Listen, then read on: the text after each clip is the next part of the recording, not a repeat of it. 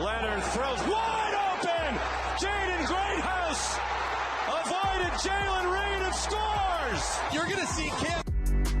This is 365 Sports, powered by Sikkim365.com. From the 2, Irish trying to take the lead. He handed it off to Love, who stays on his feet. Love is in the end zone. 365 Sports is presented by IdealMRI.com. High-quality MRIs for $497 or less. IdealMRI.com. Your health is important, so is your budget. Howard, how aggressive will they be in the final seconds? Henderson can make a house call from anywhere. And look out! He just might do it! Travian Henderson gets momentum back for Ohio State.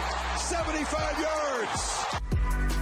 365 Sports is also brought to you by Texas Farm Bureau Insurance, protecting Texans since 1952. Power formation. Judkins. Touchdown. Ohio State takes the lead.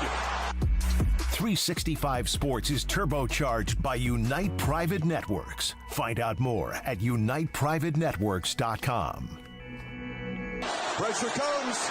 Sawyer knocked it out and picks it up. Jack Sawyer headed down the sidelines. Ohio State scoop and score and dagger from 82 yards. Now here's David Smoak, Paul Catalina, and Craig Smoak. All right, here we go. 365 Sports on this glorious, beautiful day today, here at least where we are. And I hope a lot of you that had some of that nasty weather that's blown through. I know in some places that's the way it is for another month or two. It is gorgeous today here. Our studios outside in Waco, Texas, a mile away from McLean Stadium. David Smoak, Paul Catalina, and Craig Smoak. And also today, Garrett Ross runs the mothership, and Emery Winter, who handles so much when it comes to getting things up as far as our segments, plus 365 Sports tonight, every weeknight, 10:30 on the CW. And Andrew is here, too, starting to be here quite a bit. Quinn Ewers, pretty damn good career. You can look at what the expectation is. You can look at where they were before he arrived. He is entering the draft. He had a year left. He could have gone and chased the money somewhere else. 21-5. He had 2 losses to Georgia, 2 semifinal losses to Washington, and then, of course, to Ohio State and the Oklahoma loss in 2023. He now has turned pro. Ron Slavin is his agent, and now that is official. He will be in the draft. Okay, I wonder, look, he was always going to the draft. I don't think he's a day one pick, but I'm not Dane Brugler, and we'll ask John Cooper from our lads where he thinks he is. I don't know if he's even in the first part of day 2, given he's got – the good news for him is he doesn't have like Michael Penix type, I missed 2 seasons because I tore one ACL and the other type injuries, but he does have – an ankle, a shoulder, an elbow, ribs, like it's all these kind of things.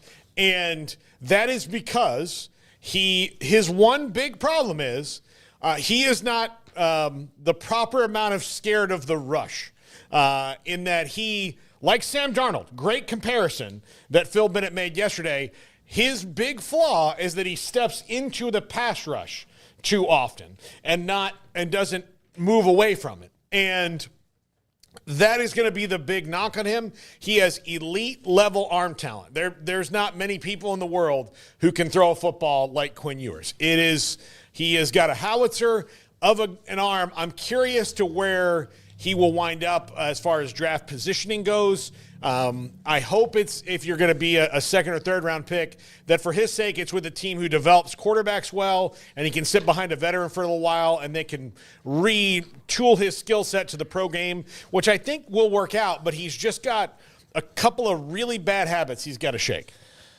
I don't think this comes as much of a surprise. I mean, this was the way that it was leaning, so it's just good to see it official so that everybody, including Quinn Ewers himself, can move on to what's next, which for him will be preparing for the NFL draft. And for Texas, we know what that will be, and I'll touch on that a little bit more in depth in just a second. But I'm glad to see Quinn finish his career as a Longhorn and not go chase the bag.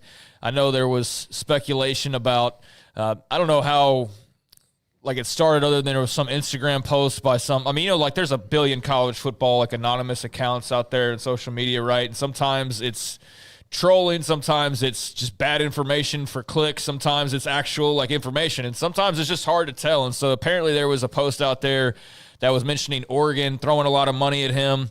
I don't know to what extent that was true at all, but I'm sure he did have the option to kind of explore and hear from some schools and see what kind of offers might have come his way. But what was interesting to me about reading through some of that, not knowing how factual it actually was just some of the level of disrespect for Quinn Ewers that I saw. You would think this guy is a freaking bum the way people talk about him. Yeah. It's ridiculous. What was his record? 21-5. 21-5. Now I know it'll be well, look at all the talent around him. And I get it, but of those 5, there's not one. Now, the Oklahoma loss was stunning, but that's one of the ultimate rivalries. And that took a Dylan Gabriel performance from amazing. They didn't lose games they weren't supposed to lose. He lost to Washington, Ohio State. The best Washington team in maybe 30 years. Yeah. He lost to Ohio State. He lost to Oklahoma. And then there's 2 others out there. Georgia.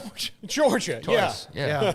Yeah, I mean, that's a pretty nice little run at starting quarterback. And, yes, he had a lot of talent around him. And, yes, sometimes that talent had to help him out. But I also know he made some big-time throws that prevented a few more losses being on that win-loss record. Absolutely did. So yep. I think Quinn Ewers had a heck of a time at Texas, falling short a couple years in a row. Unfortunately for him, that's kind of what he'll probably be remembered for a lot of people for. And I think that's a shame because he was a really good quarterback. Was he Heisman Trophy level? No. Did he live up to the hype? Probably not. That's not necessarily his fault because I don't know how much you guys remember, but the hype was pretty ridiculous for Quinn Ewers. No, it was. Especially when he made the transfer from Ohio State to Texas. Then it took on a different higher level of hype for that young man. So he had big boots to fill. I think he filled them mostly. And I think, unfortunately, he just ran into some really good teams and ran into them in the semifinals a couple years in a row that prevented him from having an even more historic career where he would be remembered in a lot different way than he'll probably be remembered. I think he'll have his moments and he'll be honored and all of that as time goes on, and he'll be remembered fondly. But I do think what I brought up a couple days in a row, that comment I heard about, he'll be remembered depending on how Arch performs. Yep. I do think that is going to be the case. And I also think that because Arch is in town and the amount of publicity and, everyone seems to love him, that also accumulates even now before whatever Arch does in how people look at Quinn Ewers because there's so many that, why wasn't Arch there on the first and goal at the 1 and et cetera. So I do think that he's been underappreciated. He did have a guy kind of sitting there as the biggest shadow possibly you could come up with, even in your imagination of how could we create the most hyped player of all time? Well, let's be a Manning, and he's a quarterback with all the intangibles and this and that, and throw him at a place like Texas. If you thought there was Quinn Ewers overhype, I don't know if it's going to be overhype or it's just going to be hype. But you talk about an off-season of hype, unlike probably we've ever seen before. He, in one poll, is already the favorite to win the Heisman Trophy. I'm saying, get ready. It started. You want to know the biggest season of hype for a player maybe that we'll ever see. It's going to start right now because now there's no more questions about who's the quarterback at Texas. It is very clearly Arch Manning. It was clear before they played the semifinal game that Arch Manning was going to be their starting quarterback next year. You could just feel that. You could feel kind of the need, the want for Quinn Ewers to move on as good as he'd been at times. So, we'll see how Ewers does in the pros. I'm with Paul. I don't really know too much about where he kind of fits in the bigger picture. There's obviously a couple of top quarterbacks, and then there's a bunch of guys that you don't really know how to sort them out just yet. He should go above Jalen Hurts, you would think, but exactly where in the mix he falls, I will be interested to see that because the dude's got high-level arm talent, like you said. But, what else factors in that works for him or against him? He could be a riser for all we know. People put on the tape and think that hey, maybe he fits the NFL really well, but it's good, I think, for everybody to kind of know the deal now and move forward accordingly. But, yeah, get ready for the offseason of Arch and also, a very interesting period for Quinn Ewers to see where he fits into the pros. Yeah. Can I play a hypothetical game with you guys? Sure. All right, let's say that all those offers were that number was real of $4, $5, $6 million. I think it was like 6 or 8, yeah. Which I don't believe. But let's say it's real. Okay. So there's a school out there that was willing to pay him $6 million, and it could have been any school. Say they all had $6 million, but they had to split. If you're Quinn Ewers, you're not going to transfer from Texas and then go play for someone who doesn't have a shot, to be good and help your future career. So I think also when you look at it, okay, Miami was off the board, so the crazy coked up overpayers, that's off the board because of Carson Beck. They did that already. No, Carson Beck's girlfriend. Well, yeah, but so Carson Beck's at Miami.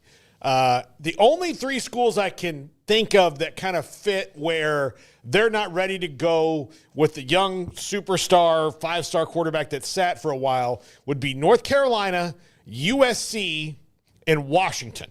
That would kind of fit, or Alabama. Those 4 schools to me would make sense for him to transfer to. And again, are any of those really guaranteed to make him better right now? Well, I don't know. Is he guaranteed to make them better?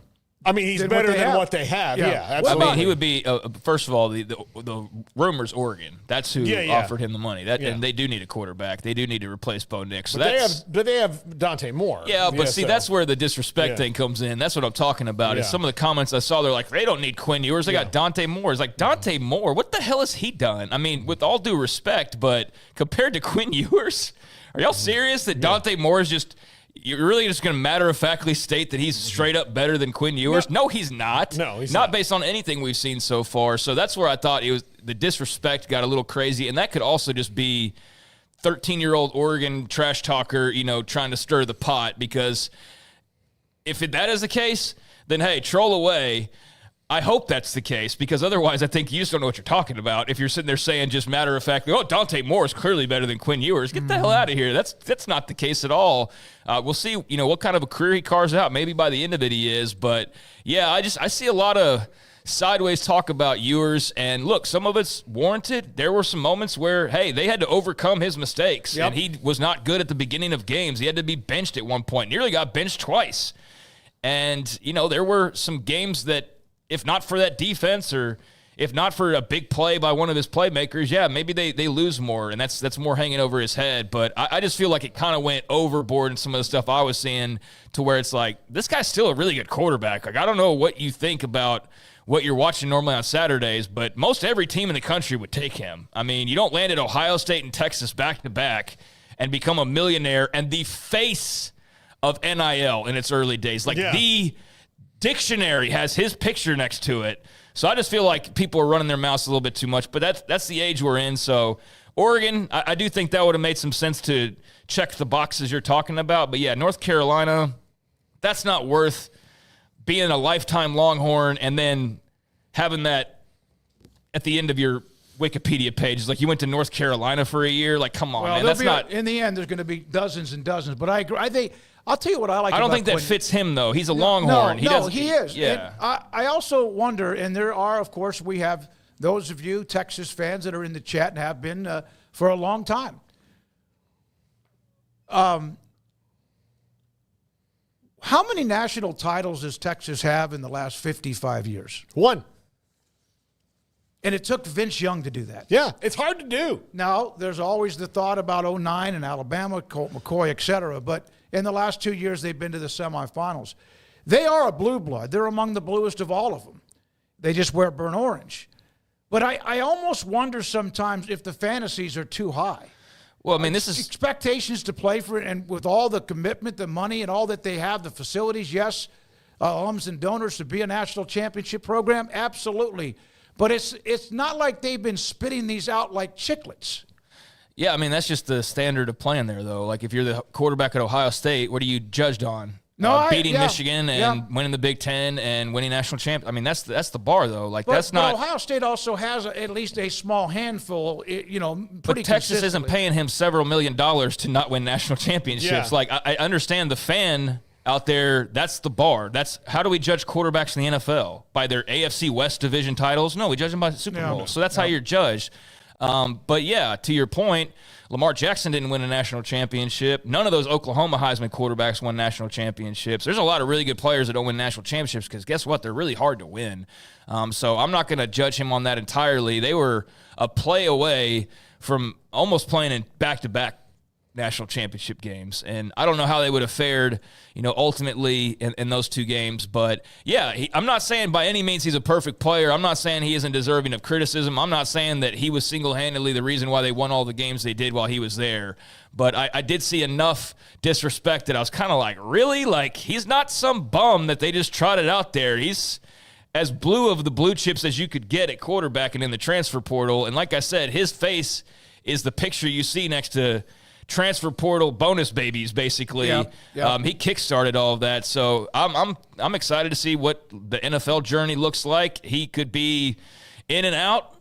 He could be a guy that we watch for 10 years. I don't really know. I know that his arm talent's going to have him sticking around for a while, but I'm very curious to see in this now draft build-up stage that we get in of just where he sort of falls in the whole discussion. And now I'm very excited to see, after all this talk for the last 3 years, it's Arch Manning time. Yep. And so, I'm excited to see that and to see what that looks like, for better, for worse, for whatever. It's going to be interesting. I remember when Colt McCoy took over at quarterback, and I think his first game was it Colt?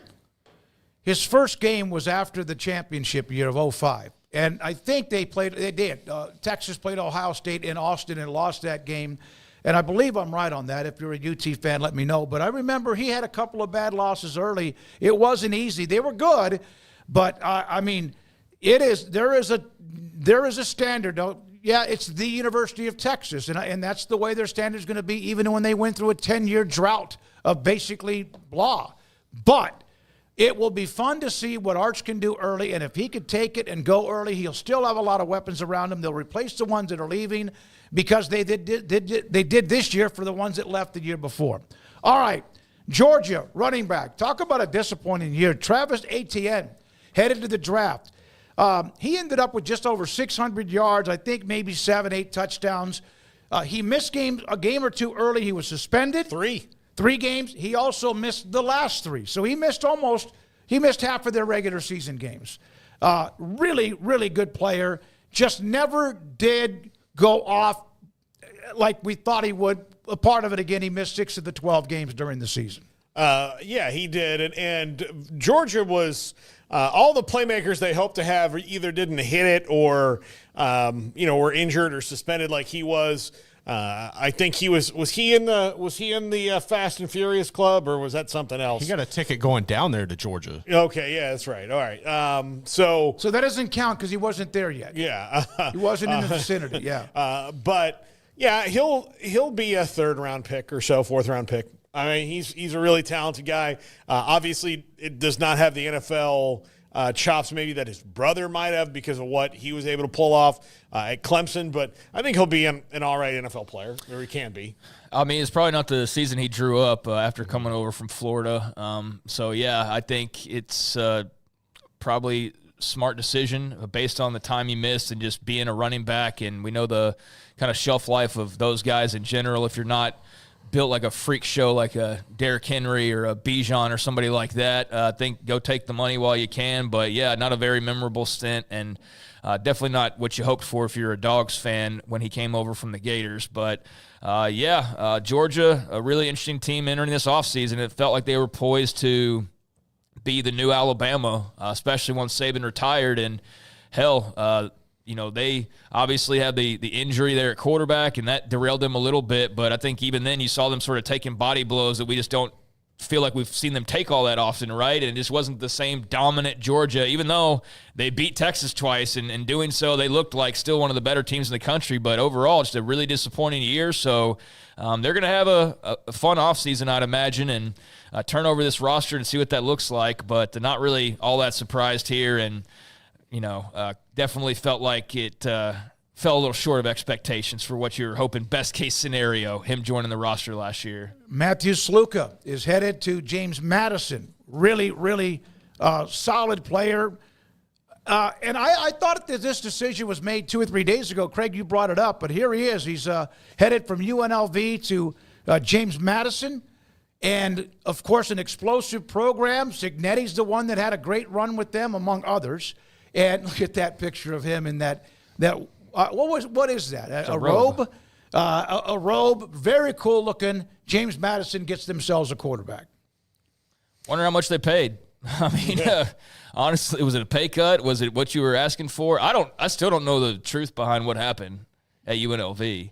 Like, I know the way it was handled. I don't think we ever will. No, so I don't know really how to feel about this guy, because I know how I felt initially when he basically held them hostage after the first game and said, like, give me my money. But, you know, at the same time, like, was he promised a bunch of money? Barry Odom seemed to deflect that, but Barry Odom seemed to do that by using the NCAA language of saying what he could say that doesn't cross the lines of breaking any rules. Right. So what was promised behind the scenes that we didn't hear and will never hear, I don't know. So I have just a weird feel about Matthew Sluka and just, am I supposed to, like, root for the guy? Am I supposed to, like, be upset that he kind of did what he did at UNLV? I don't know, but, you know, good luck to him. It certainly is not the story I thought we'd be talking about when he jumped into the portal again. I didn't think he'd be going from UNLV to James Madison. Now, James Madison's a hell of a program. Yep. So not knocking them, but I just feel like your expectations, just reading that story at that time, would be like, I mean, shoot, where's he going to be next year? Is he going to be at North Carolina? Is he going to be like somewhere, right, where they're paying big NIL money? But I doubt that's the case at JMU. It's a heck of a program, though, like I said, so good luck to him. And, yeah, what a bizarre kind of journey he's been on this last few months, but he's found his next home, and he'll play his last football there and maybe make a little money. So James Madison also – and I've been trying to find it. I didn't make a graphic or send it to you guys, but they also got a quarterback from Richmond same time. So Matthew Sluka kind of walking into the same situation he was at UNLV, but right now he's kind of at a Capital. I wish that maybe at some point there will be an actual backstory that's written where you talk to everybody involved, including Matthew Sluka. And maybe at some point part of his growing up and maybe admitting a few things that he could have done differently or not. I don't know. We don't know the whole story. We just know kind of what was reported, but he's headed to James Madison. Michael Taff, great story, walk-on, tremendous player. I think almost even the best programs in America have to have, and I know what they're talking about with the roster sizes, but you got to have a success story like this, a couple of different players every year. Even if you're loaded with 4- and 5-star and NFL talent, you need someone like this to break through, and he did. He's coming back for another year. He is a good player. At times he was a tremendous player, made huge plays for them. On the screen pass to Travion Henderson, 2 players got caught out of position, Makuba and then also Taff. Taff came over a little bit late. Both of them normally would make a play like that. Henderson just was so great at what he did. He avoided both of them. This is also what you consider, in my opinion, not overlooking his talent, a culture glue. That this is a guy that would be in the program for another offseason and another year, and for those young players to be around him and watch what he does moving forward, that will help Texas as well. Yeah, I think it's a guy that's clearly a part of their nucleus, the success that they've had, and a really nice story. And we'll probably the downside to him coming back is we'll just be beaten over the head with that story probably in every one of their games next year. Of the fact, did you know these guys are roommates? Or it'll be, did you know he was a walk-on? You got a lot of that already this year because he made a lot of plays. He's freaking All-American. Like, I mean, he is a great story. So there will be a lot more of that, I'm sure, that we'll hear. And that's probably a good thing if you're a Texas fan, because if they're talking about it, it means he's out there making plays. So, yeah, that's a big-time starter, a big-time All-American guy that'll be back on your defense, and they're losing a lot. They're losing a heck of a lot, especially in that secondary. So he'll be very important, and to have just a little bit of what you had this past year and these past couple years of success, to still have some of those guys to build around will be very important for Sark, because for as much as you can flip rosters and they can certainly pay with the best of them, you don't just lose 15 guys to the NFL every year and just churn that and never skip a beat, right? So unless you're like almost even Alabama had to skip a beat. They're skipping a little bit right now, even though you'd still skip with them. Most programs would trade that in a heartbeat, but for them, it's not the greatest. It's like Georgia this year. They had a really good year. Etienne had a really good year for when he actually played, but it still left you wanting more because that's just the standard, right? Wasn't met. But yeah, I think that Texas is going to be a really interesting team because of the Arch Manning fact that we mentioned, but also, the fact you're replacing a lot of guys. So to have the guys that are coming back like him, that's very important for Sark. So that's good news for them. And you could tell, he had the video that went viral of him like screaming after the game. And, that was just kind of, I guess, his emotions coming out at that time period. But the dude clearly loves being at Texas. Like, that's clearly his dream, and that's why he walked on and all of that. So when I first saw that video and not knowing whether he'd come back or not, I thought, like, I bet I don't know, that's not how I would react. That's just not how I kind of handle my emotions. But knowing how much that guy loves that school, I wondered, like, man, if that's the last game, you could see where that would probably, trip a breaker in your head a little bit as far as your emotions and just feeling a certain type of way, but it's not. He's coming back, so it seems like a bit of an overreaction now, if anything, because you're running it back. But hey, good for him. Yeah, I could see being upset. It was a little bit much for me, but it's his life, it's his emotion. He plays hard. Great story again. The walk on, the one in the hallway when they were coming out of off the field with the television cameras. And someone tried to tell him to stop filming that. No, it's part of the emotions of the game, and then everyone can react to that. He was, and it will be really good for them yet again. From Kyle Visser, by the way, on Sluka and James Madison in the big robe. Duke, the mascot is a Duke. Duke is a monarch, hence the monarch look. And just in case for those of you that were wondering about that. Craig, give us an update on Cam Rising. By the way, we have Brett McMurphy today at 3:40. He'll be our first guest. John Cooper on the NFL players, or at least those entering the draft early. His thoughts on some of them at 4. And then also today, Zach Gelb, Infinity Sports Network. And we've got a few other pretty good discussion and topics to get to. Cam Rising's no longer on the Utah football roster, so I don't know when that was updated, but clearly the guys who cover Utah were on top of that, and so the roster was updated, and there was no Cam Rising, and we've not heard any word since the season ended on what his plans are. We know he's got an extra year, which seems like it would be impossible, but welcome to college football in 2025, so he could, in theory, come back. He could also go try to play pro football, or he could go be an accountant or whatever he plans on being, whatever he worked towards with his degree, but there's not been a decision from Cam Rising specifically, although there appears to have at least been a decision in regards to Utah or by Utah, and they're moving on, and I think that was expected, and it's not a surprise whatsoever, so we'll see, what Cam Rising's future holds, but it's pretty clear that it's not going to involve Utah after the past few seasons of being there. So Devin Dampier, they went and got him. I think that was a pretty clear sign that they were starting to move and turn the page a bit. And just the way all that ended, it kind of felt like it needed to probably freshen up for everybody involved. Just the hanging, the balance of hanging there. Will he be healthy? Won't he be healthy? You've done that for a couple years, and I think you're just exhausted by it at this point. So, I think that's probably the right move for Utah and for Cam Rising.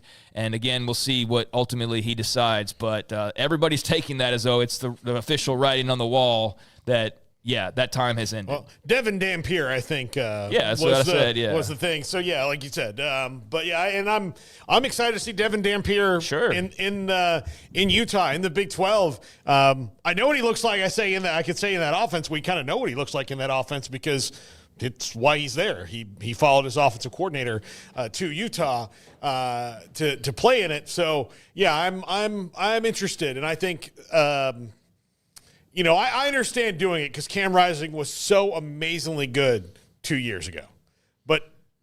But to push all your chips to the table. You know what I remember him? Wasn't it the team when Baylor won the Sugar Bowl that had a Utah Who'd they play in the Rose Bowl? That was the team. That was him. That was 21. Yeah. So a few years ago he was fantastic, and then he got hurt, and he was out all 22 or 23. Yeah. And then last year in 24. So it wasn't good. It just wasn't good for Cam Rising, and he missed all that time, and then he came back, and it was just over. And Utah kind of pushed all their chips in the middle of the table, betting that it was just that one serious injury, and then his body was breaking down. I don't know what we got to get. I want to get to 2 or 3 more topics before Brett McMurphy. Do you think he'll play college football next year? No. I don't think so at this point. I just don't think his body can hold up enough to guarantee that. I mean, he didn't play at all 2 years ago.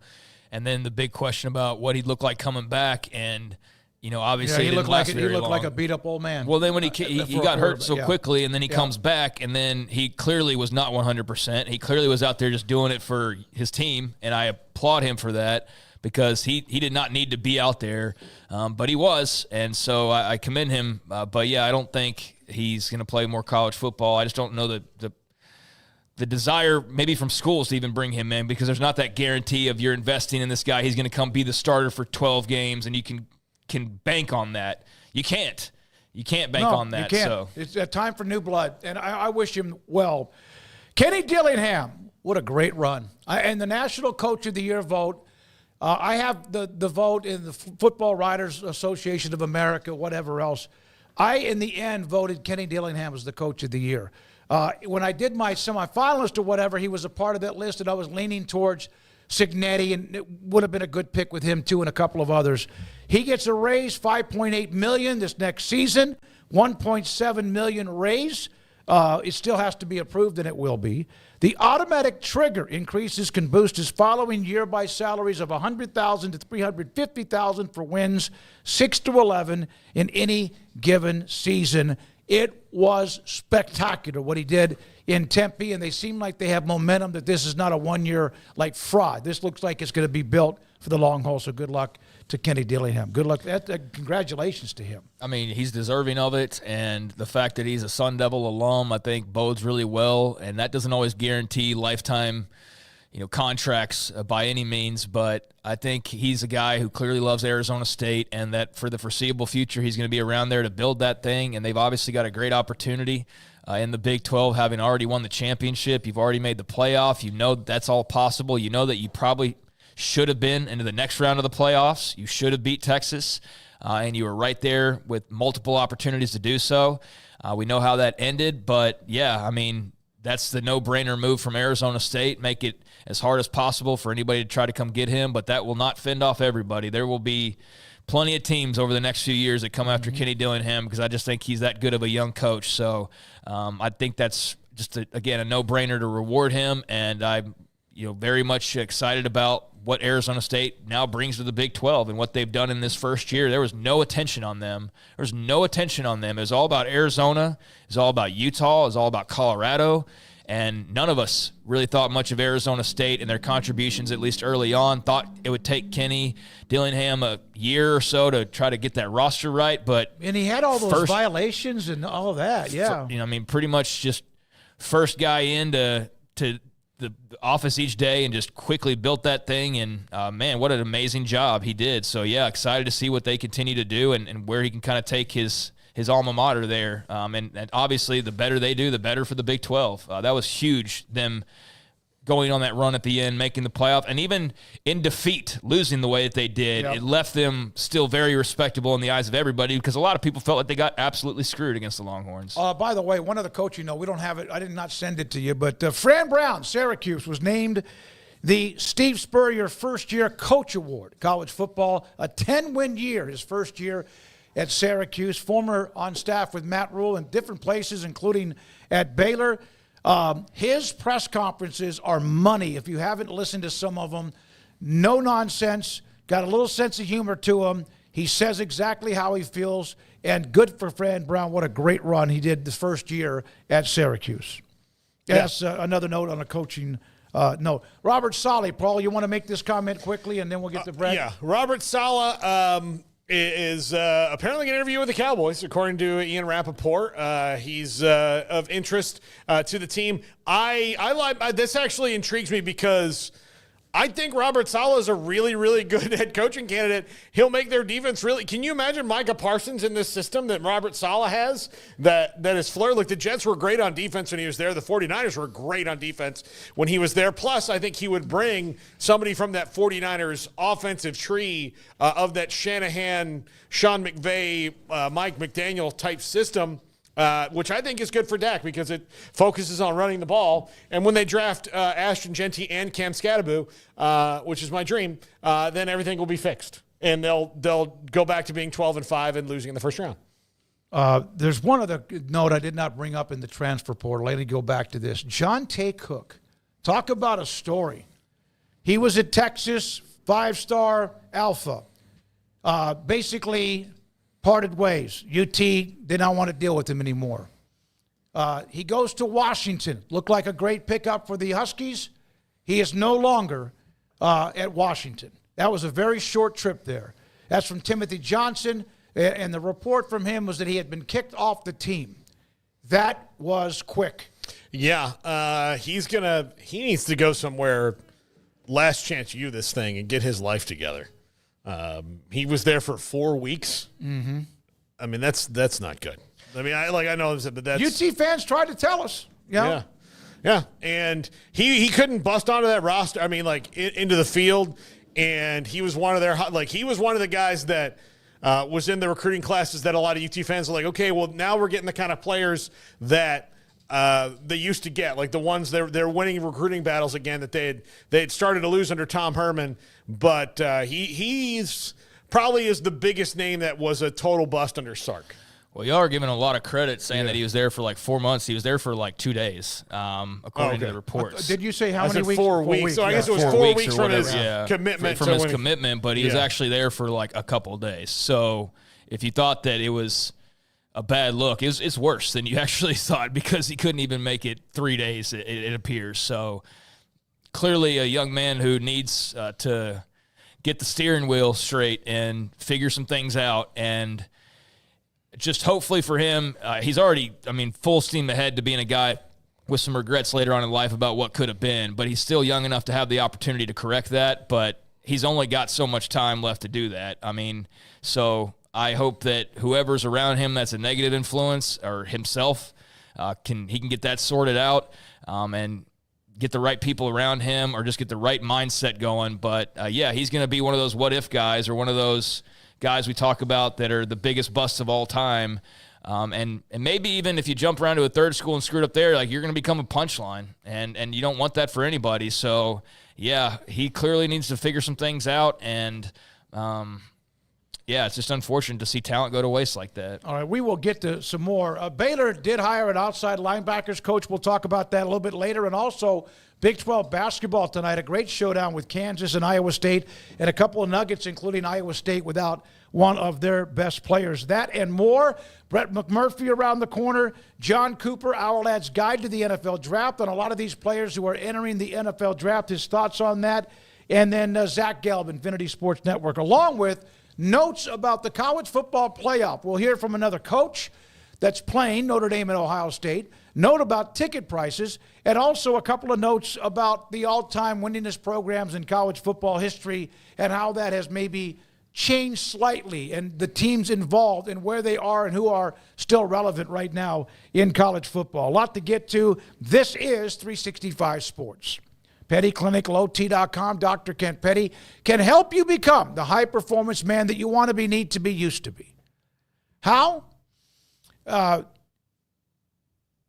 one part of testosterone level that gets all of the attention, all of it. Yeah, sometimes maybe your energy, you're lethargic, but all of it is sex drive. All of it is can you perform. All of it about ED. You watch any games or anything at all, you see commercials about this all the time. Dr. Kent Petty can help you with that if you have that problem. Contact him, his website, PettyClinicLowT.com. Tell him I sent you. He will then set you up, they will set you up to go get your blood work. You will have your blood drawn. He gets the results, and if your testosterone level is too low, he can give you an option, put you in a program to increase your testosterone level so you could become the high-performance man that you want to be, need to be, and used to be. PettyClinicLowT.com. It's time to start something new at Allen Samuels. Drive into 2025 with huge savings on all of our Chrysler, Dodge, Jeep, and Ram vehicles, from a trail-conquering Jeep Grand Cherokee, towing in style with a Ram Heavy Duty, or cruising the city in a sporty and luxurious Ram 1500. We've got the perfect ride for you. Stop by Allen Samuels in Waco, where we make car buying easy. Come by. Let's be friends.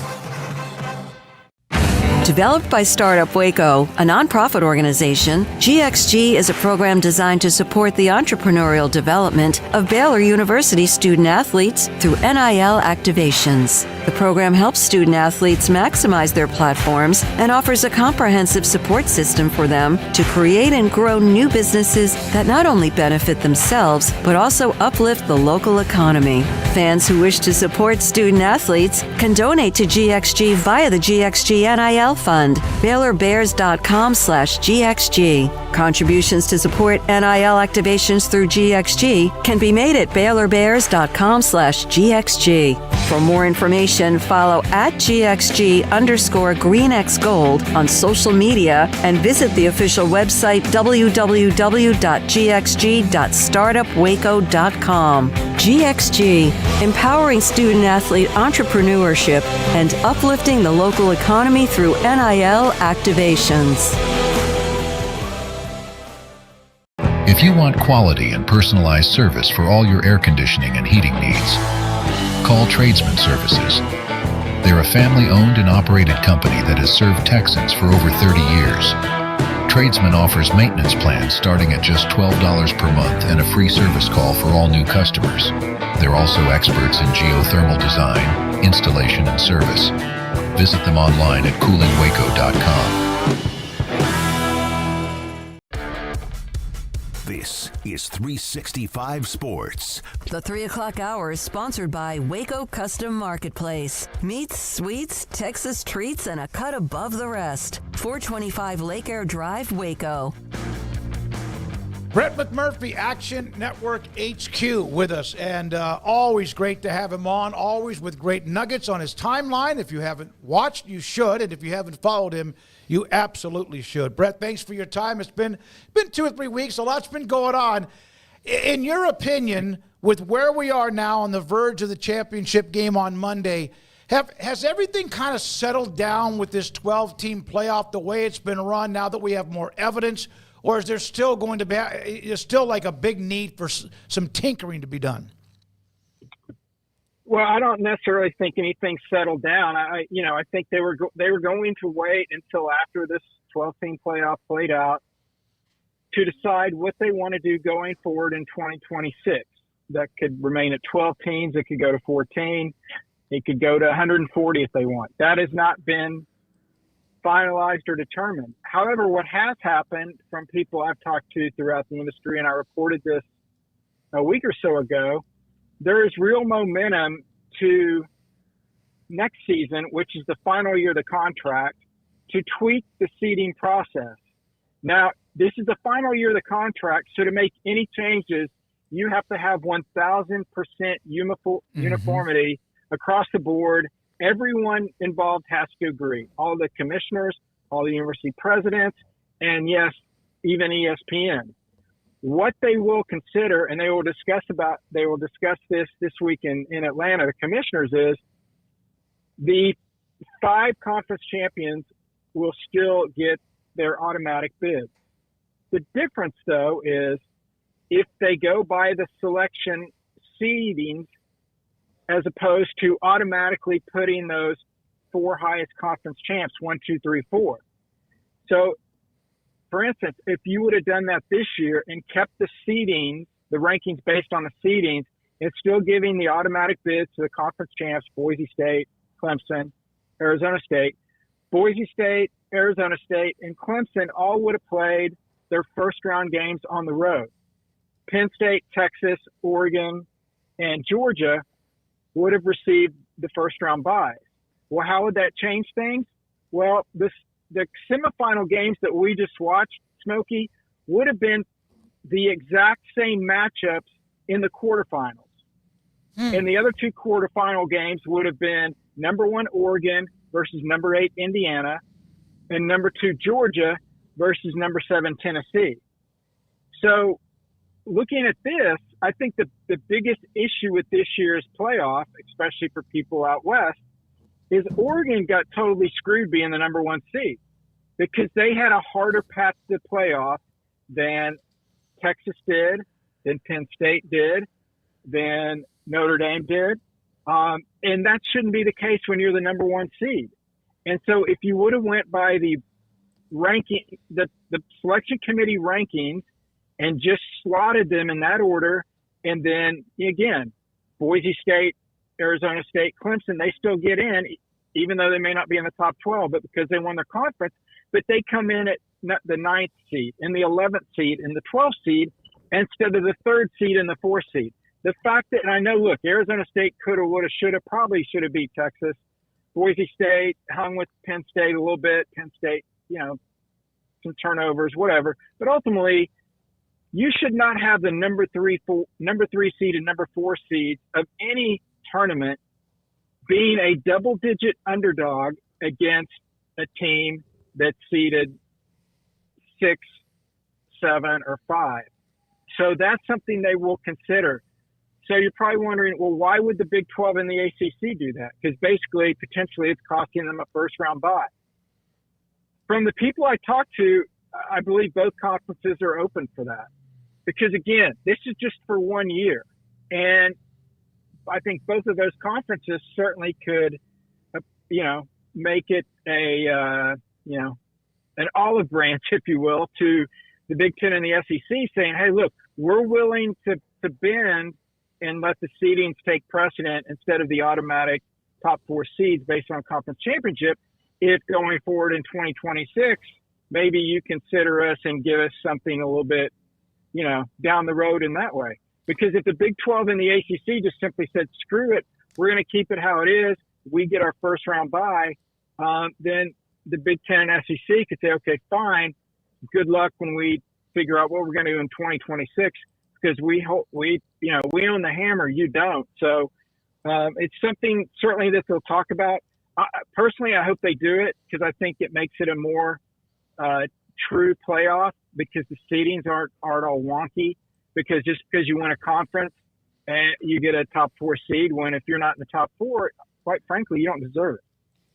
Brett, just as a college football fan and also, analyst and critic, but somebody who's watched the game for a very long time at this point, you certainly were probably like many of us in the 80s, the 90s of like, man, one day it'd be so awesome if there's a college football playoff. Even though it needs some tweaks, this is just the first year of 12. What have been your thoughts on what you've actually seen and how it's developed up to this point where we're now preparing for Ohio State and Notre Dame?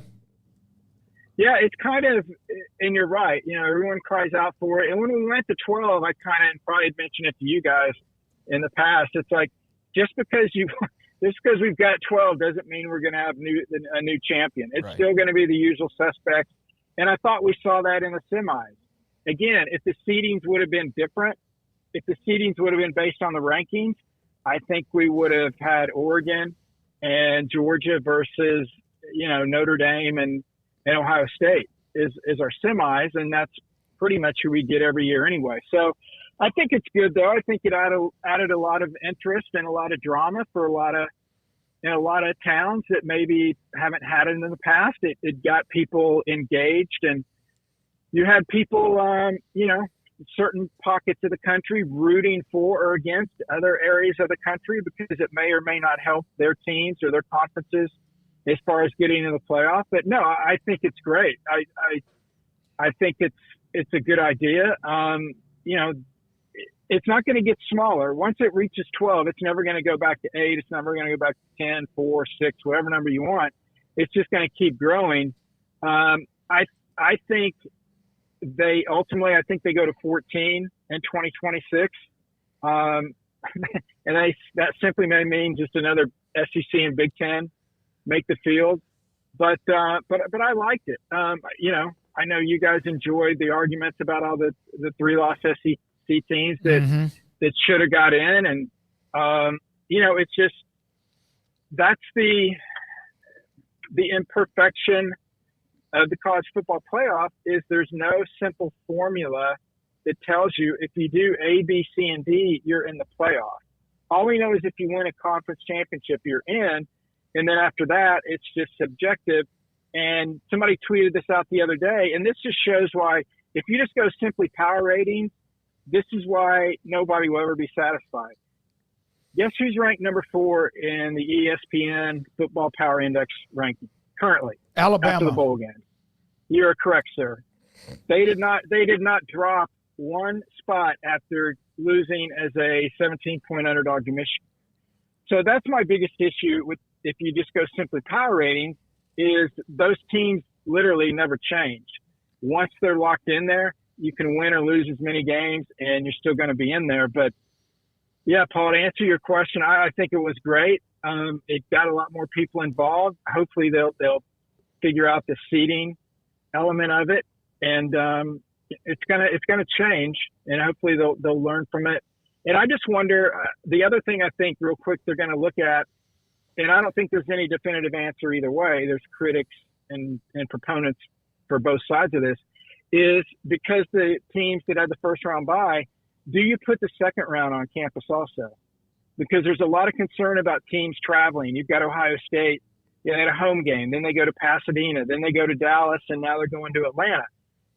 How many Ohio State fans can actually afford to make all of those stops? I don't know the answer to that. Is that a concern? Yes or no? I would guess it is. Well, if you go first two games at home, then you've only got half of the fan bases traveling in those first two games because two of the fan bases stay at home. That's less travel, but obviously that's a big impact to the bowl games.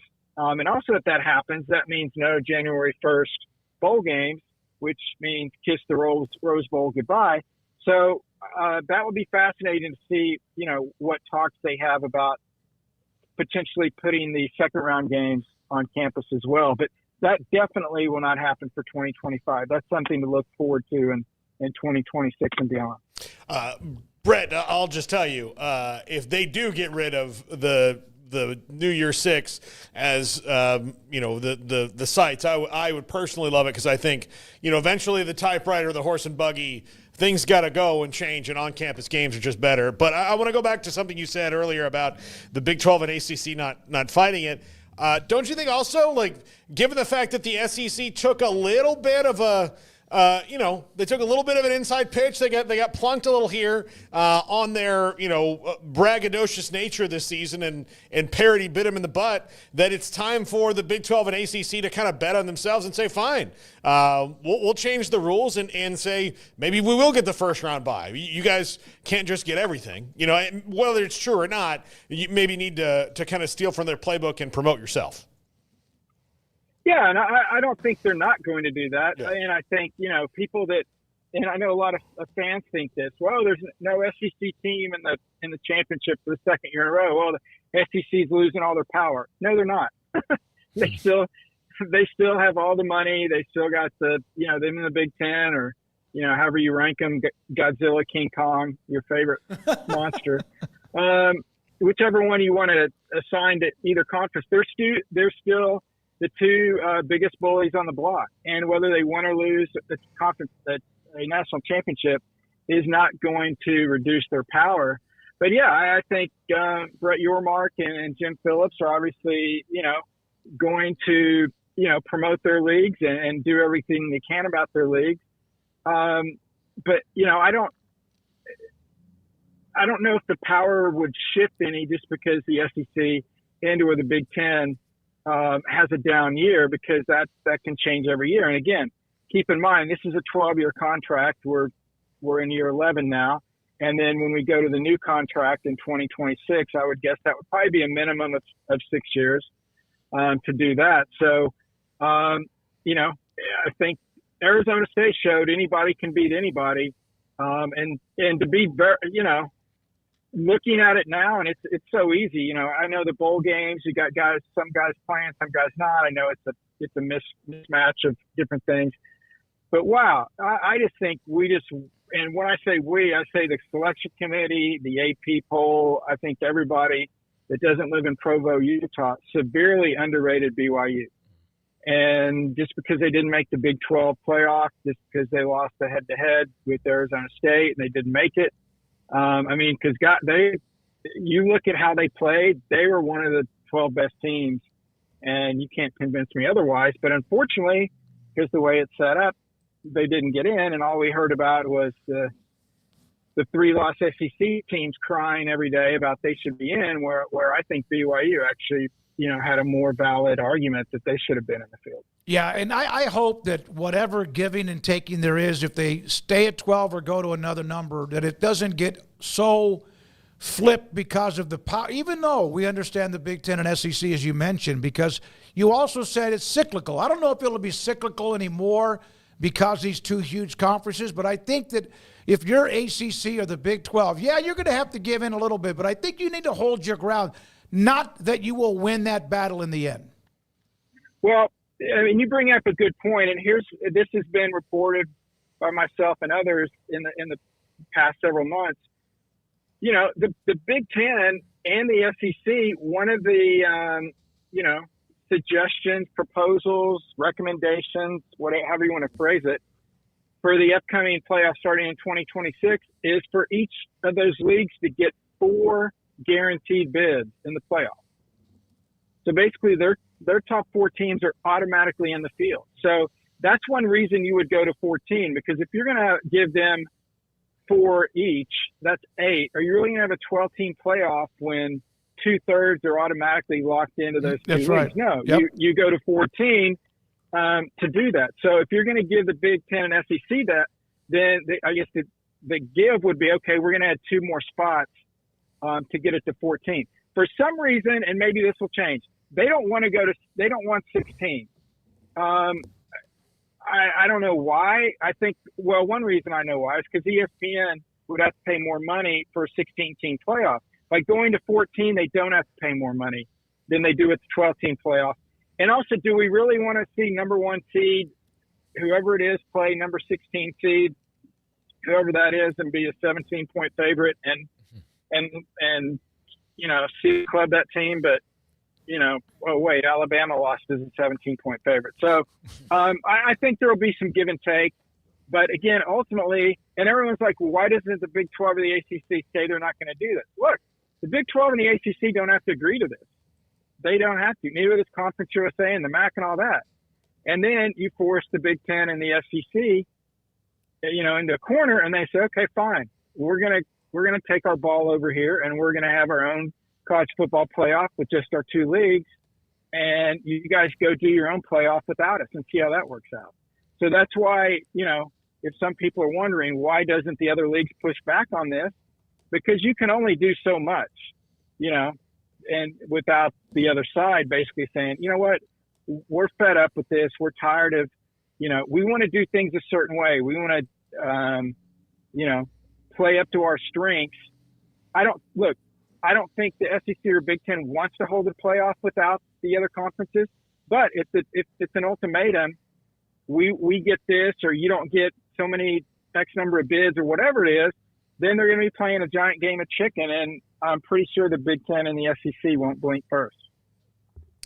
Brett, what do you think about the we get blue bloods in the final, which, isn't the, NCAA tournament, George Mason, St. Peter's, a heartwarming story, but there are also blue bloods who have not won in a decade and 35 years, 36 years. So it's not the same old, same old. Do you think this is a good matchup? Do you think Notre Dame can hang?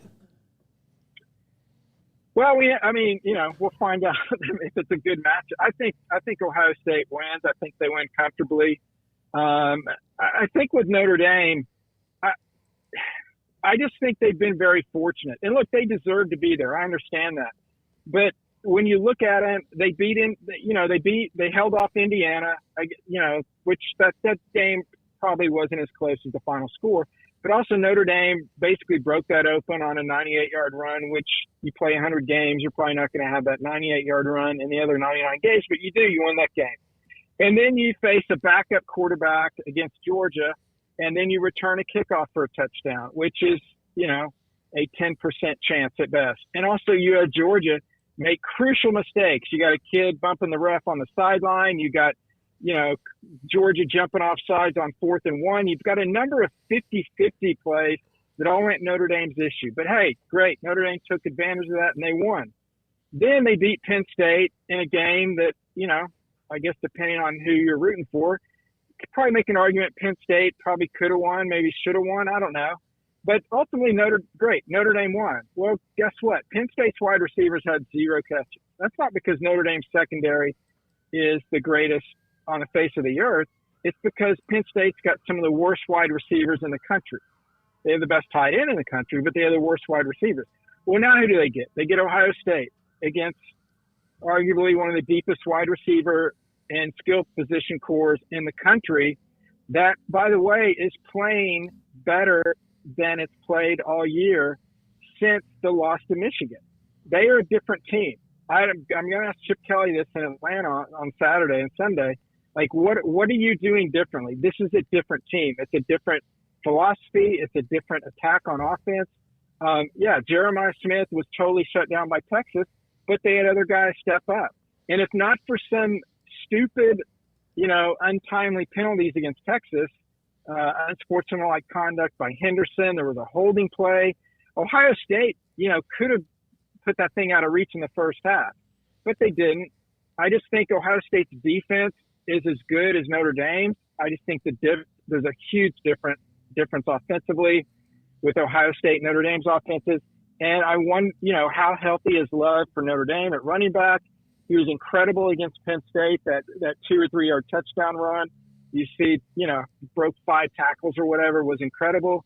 But I just think Ohio State, to cut my analysis down to 5 seconds, the team with the best players usually wins, and Ohio State has really, really good players, and I don't think Notre Dame is as deep. And, oh, by the way, Notre Dame's starting left tackle is out, and that's certainly not going to help against that Ohio State defense that put the heat on Quinn Ewers and Dylan Gabriel the past few weeks. Brett, as always, enjoy your travel over the next few days leading up to Monday night's championship game. We've appreciated you, and we're not done with you. I know you're going to try to hide from us, but appreciate your time as always, and have a great rest of your week. There's always something to discuss. I can run, but I can't hide from you guys. Thanks, buddy. Thank you, Brett. Brett McMurphy. What a great guest. We've had him on many, many times. We appreciate him. We will break here. John Cooper, Our Lad's Guide to the NFL Draft, will join us. A lot of names have entered the draft. His thoughts about some of them. We'll look at that quarterback position, obviously, but much, much more. This is 365 Sports. The Baylor Club inside of McLean Stadium off I-35 in Waco. We have a deal that if you, and they have a deal, that if you watch this show, and if you are in the Central Texas area and you want to become a member at the Baylor Club, tell them Sicken 365 or tell them 365 Sports, and they will give you a couple of months off of your dues. And on top of that, there's a good chance you're going to get a little bit of a prorated, I guess you could say, I say entry fee like it's a sports thing, but initiation fee. Mike Mosel and his staff do an incredible job at the Baylor Club. There are always room for making even what is a great menu and cuisine better. Their chefs have tasting events, bringing you in to get your feedback on it. I don't know if you've been in it. If you haven't, you're missing out because they can have something that's very, very fancy, the buffet, prime rib, and then, of course, just a standard menu of what you want to order. They host events all of the time. In May, they'll host our Academic All-Stars event yet again. It's great, well-staffed, and the food is delicious, and we get in and out in a couple of hours with a great view of I-35 and the Brazos River, and, of course, the McLean Stadium, all the amenities, and even across the street, the Foster Pavilion, where they play basketball. The Baylor Club, tell them 365 Sports and that you watch us, and they'll give you a nice little extra something for it. It's the Baylor Club in McLean Stadium in Waco. Hi, I'm Mark Stewart with Bird Colgan Ford. It's that time of year, it's football season. Bird Colgan Ford is a proud supporter of the best high school football right here in Central Texas. BK Ford is proud to sell the #1 selling truck in Texas, the F-Series truck, 47 years in a row. Come see the largest showroom in Texas and experience better at Bird Colgan Ford.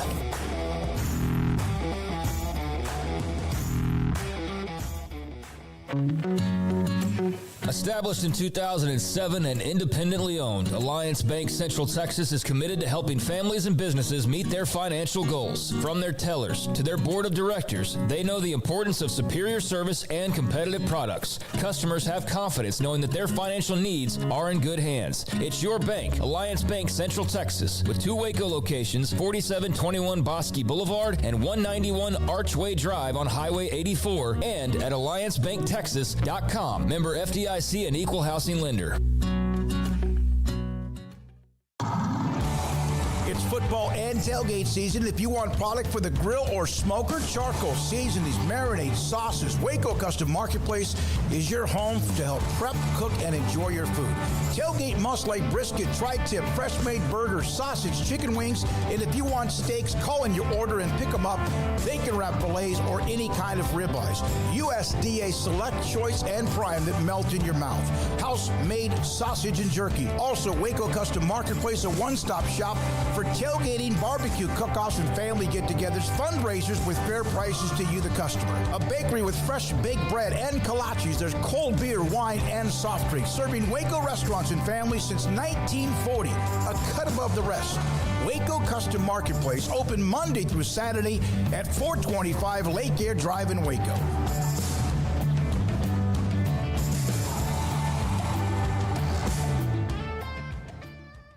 Pizza, burgers, and Bears football. There's no place around Waco that serves them all other than Bubba's 33. Come show your green and gold and enjoy some of Waco's best food and beverages while watching your favorite team, the Bears. When real Bears fans get hungry, Bubba's 33 is the #1 spot for ice-cold drinks, hand-stretched, stone-baked pizzas, and bacon-infused burgers. Join us for indoor or patio dining. Bubba's 33, Waco's restaurant and proud supporter of Baylor Bears football. Sick 'em, Bears.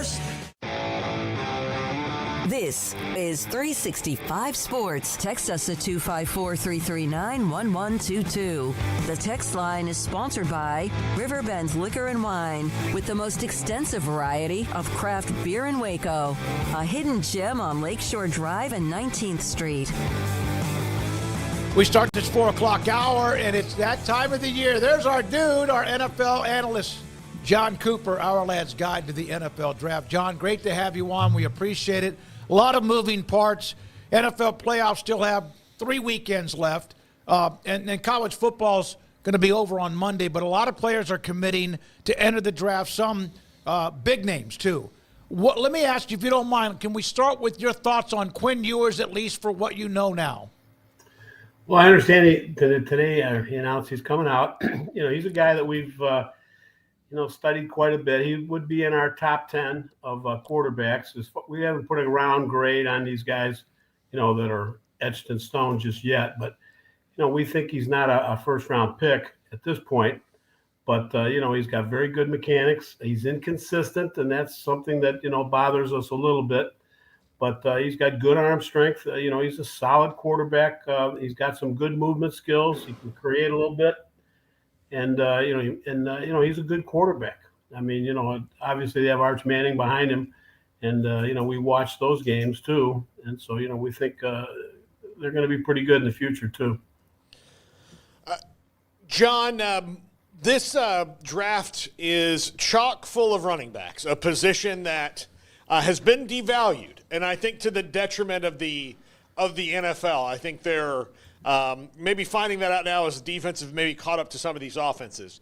With Ashton Genty, Omarion Hampton, Cam Scadaboo, who are your favorites, and who are the guys that you think are the most likely to hit and work in the NFL? Well, Genty, we think, is potentially a top 5 pick, which is very, very unique for a running back. I mean, he's a kid that he runs with really good power. He also gets in and out of trouble quickly. He's got good agility in traffic. You don't find that guy with the speed, the power. He can run inside and outside equally well. Those guys are hard to find. And, we think he's obviously the best one. We like Hampton, quite a bit. We think he's our second best. When I think he right now is the second best, running back on our list, that we've got. And, we think the thing with him is, he's got really good speed.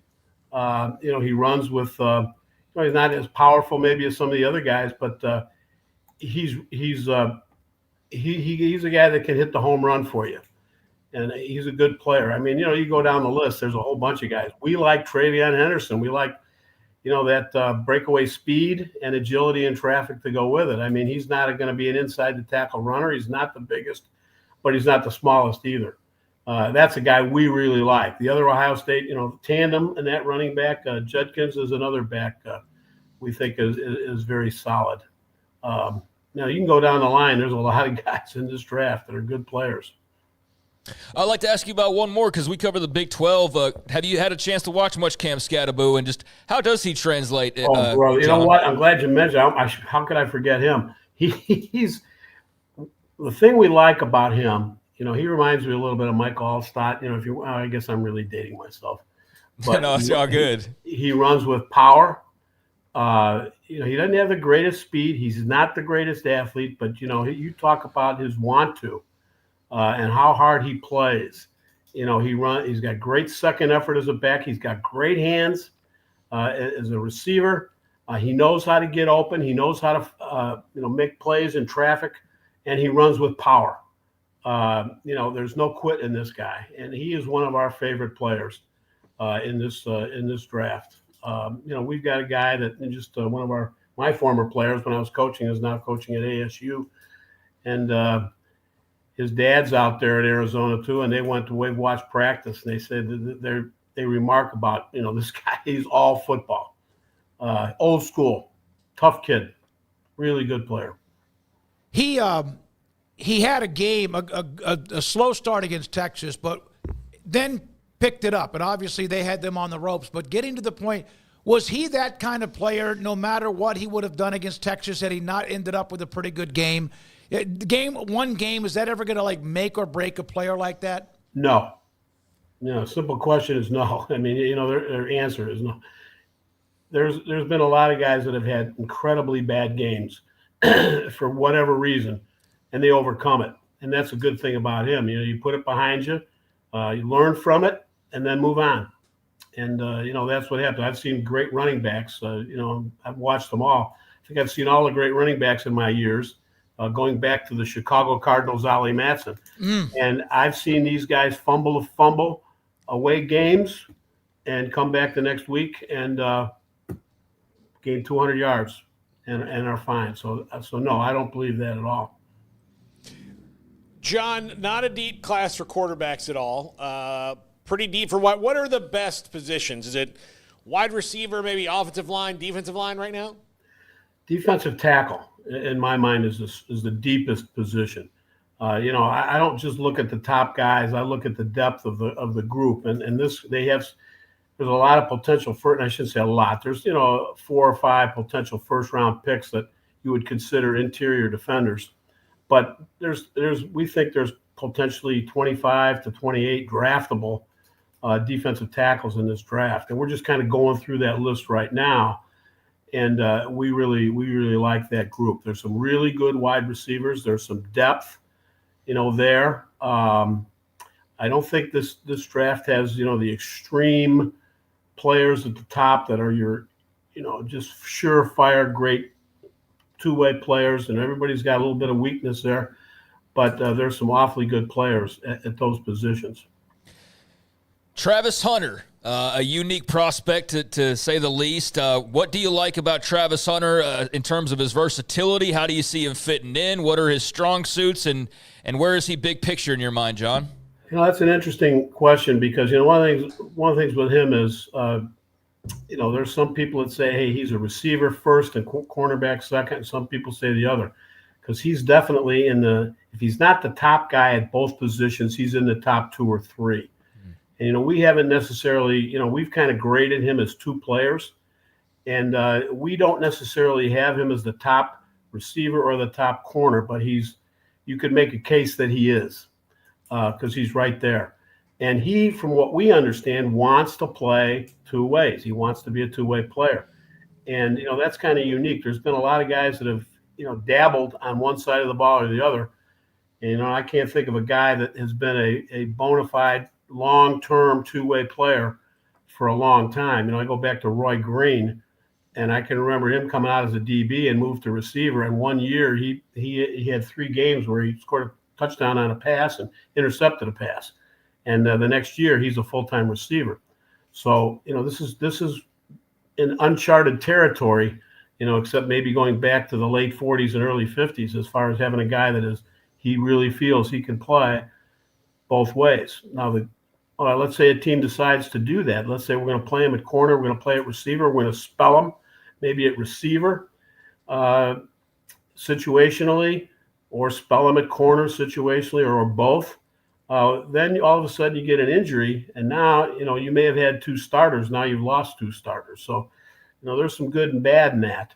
But I kind of can see a scenario where he's the starting corner for some team, and he's the 3rd wide receiver. Although most teams are using 11 personnel as their base, so 3 wide receivers are on the field most of the time. So a rotational type situation at receiver, kind of makes sense to me. And being a starting corner. But hey, sure, there's other people who are going to look at it a lot different. When you pick someone that high, and there are names in the past, whether it was even back in the day, he wasn't really much of a pro at all, Johnny Rodgers, but Desmond Howard, Tim Brown, Rocket Ismail, etc., and I'm sure I'm missing a few. His head coach, that also is dynamic in the return game, but he really never did that much. Did that surprise you? Do you think that they would use him with that? Well, I think one of the things that happens with these guys is, they're playing both ways. You got to rest them sometime. No. You got to rest them sometime. Yeah. I mean, you go back to. You got to go back a long ways before you find guys that are going to be, returners and, doing a lot of, two-way playing. But there have been some guys. I mean, Devin Hester, who just got in the Hall of Fame, he started out as a defensive back and returner, and then he became a receiver and returner, and he did get reps as a defensive player, offensive player, and as a returner. And obviously he's in the Hall of Fame for one reason. He's a returner. So, yeah, it's a unique situation. John, if you're the Titans right now and you had to make the decision based on none of the rest of this, what would you do? Would it be Cam Ward or would it be Shedeur Sanders? Oh, God. Can I say none of the above? Oh, really? Okay. I don't know that these 2 quarterbacks are worthy of the 1st or 2nd pick in the draft. You got a lot of work to do with these guys. It's not like, last year when you had Jaden Daniels. I really believe Jaden Daniels could come out and step in and start for somebody right now, and we were right about that one. Yeah, you were. There's no Jaden Daniels there, and Shedeur, he's got to learn pocket presence, or the Tennessee Titans had better have a really clean pocket for this guy and really have a great offensive line that can protect him, because that's a weakness right now. Somebody's going to have to coach that up. Now, you give him a clean pocket, there's nobody better in college football. He's accurate outside the numbers. He's got a very good ability to place the ball where guys can run and catch. He can throw guys open, but when the pocket starts breaking down, he takes a lot of sacks. He's not the most mobile guy, but he's not the least mobile either. So he needs to learn. He's got to use his feet. He's got to hit those check downs a little more often. And, they're going to have to coach him up to do that. On Cam Ward, he's got some of the same issues in terms of that, but he's better. He's better with pocket presence. He can create with his feet.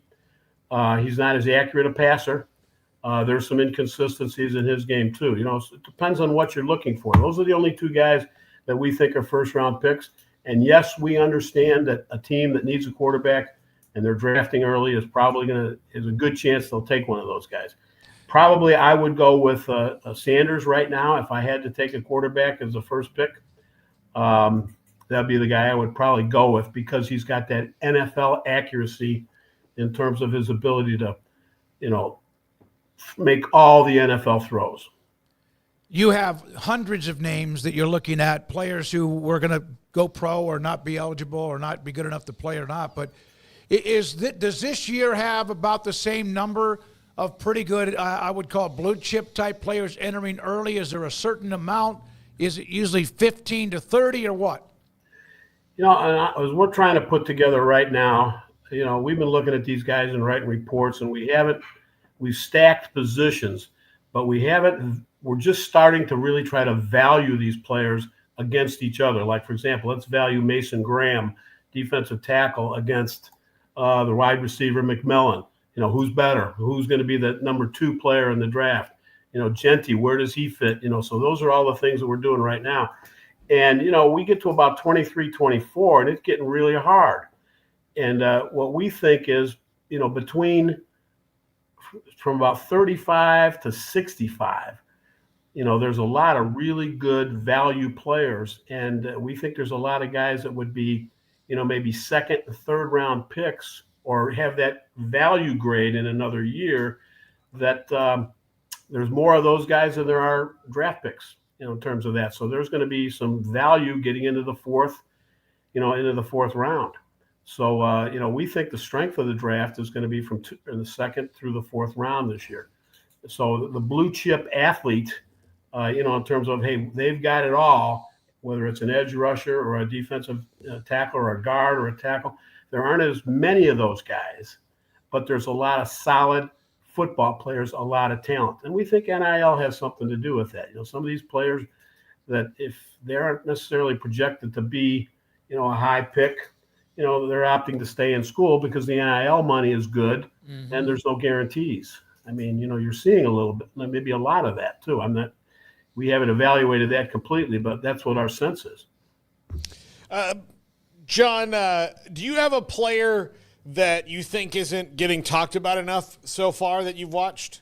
Well, there's a lot of them that I could talk about, from that perspective.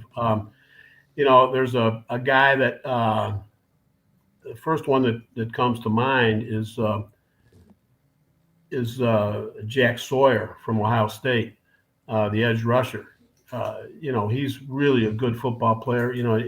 The metrics like him better than I thought they would, in terms of speed, GPS speed, and all those kinds of things. In terms of get off, he's a lot better than people might think. People kind of look at him and say, well, he's a try-hard guy, probably second, third round. No, not really. I think this kid is a bona fide first-round pick. So I think people are talking about him, but I'm not sure they're looking at him, high enough. There's a cornerback, Jakari Harris from Iowa, who does everything well that I haven't seen on any list, anybody talking about him. And we think he's pretty good. How many players do you have in your system? Is it everyone draft eligible, or is it 400? How many? Right now we've got in our database that we're working to pare down about maybe 1,300 players. And there's more that we could have in there. We're adding and subtracting. We subtracted some guys we had in there. Obviously, they're going back to school that we kind of anticipated might come out. And we're adding players. There's guys that are going to these bowl games. We're getting information from people that do metrics saying that this guy is worth looking at. And we eventually pare that down for our draft guide to about 850. And we give out maybe 310 draftable grades. Not all those guys get drafted, but a lot of times the range of the grade is 7th to our priority free agent. At the end, what is it, about 265 get drafted, I think, every year. So yeah, we overshoot that number a little bit because we know that we're going to miss on some guys. I mean, there's guys that we don't have in that top 300 that get drafted, and there's guys that we don't even have in that 850 that get drafted. Not very many. Doesn't happen very often, but it does happen. So, How many hours of film are you watching or video are you watching a day?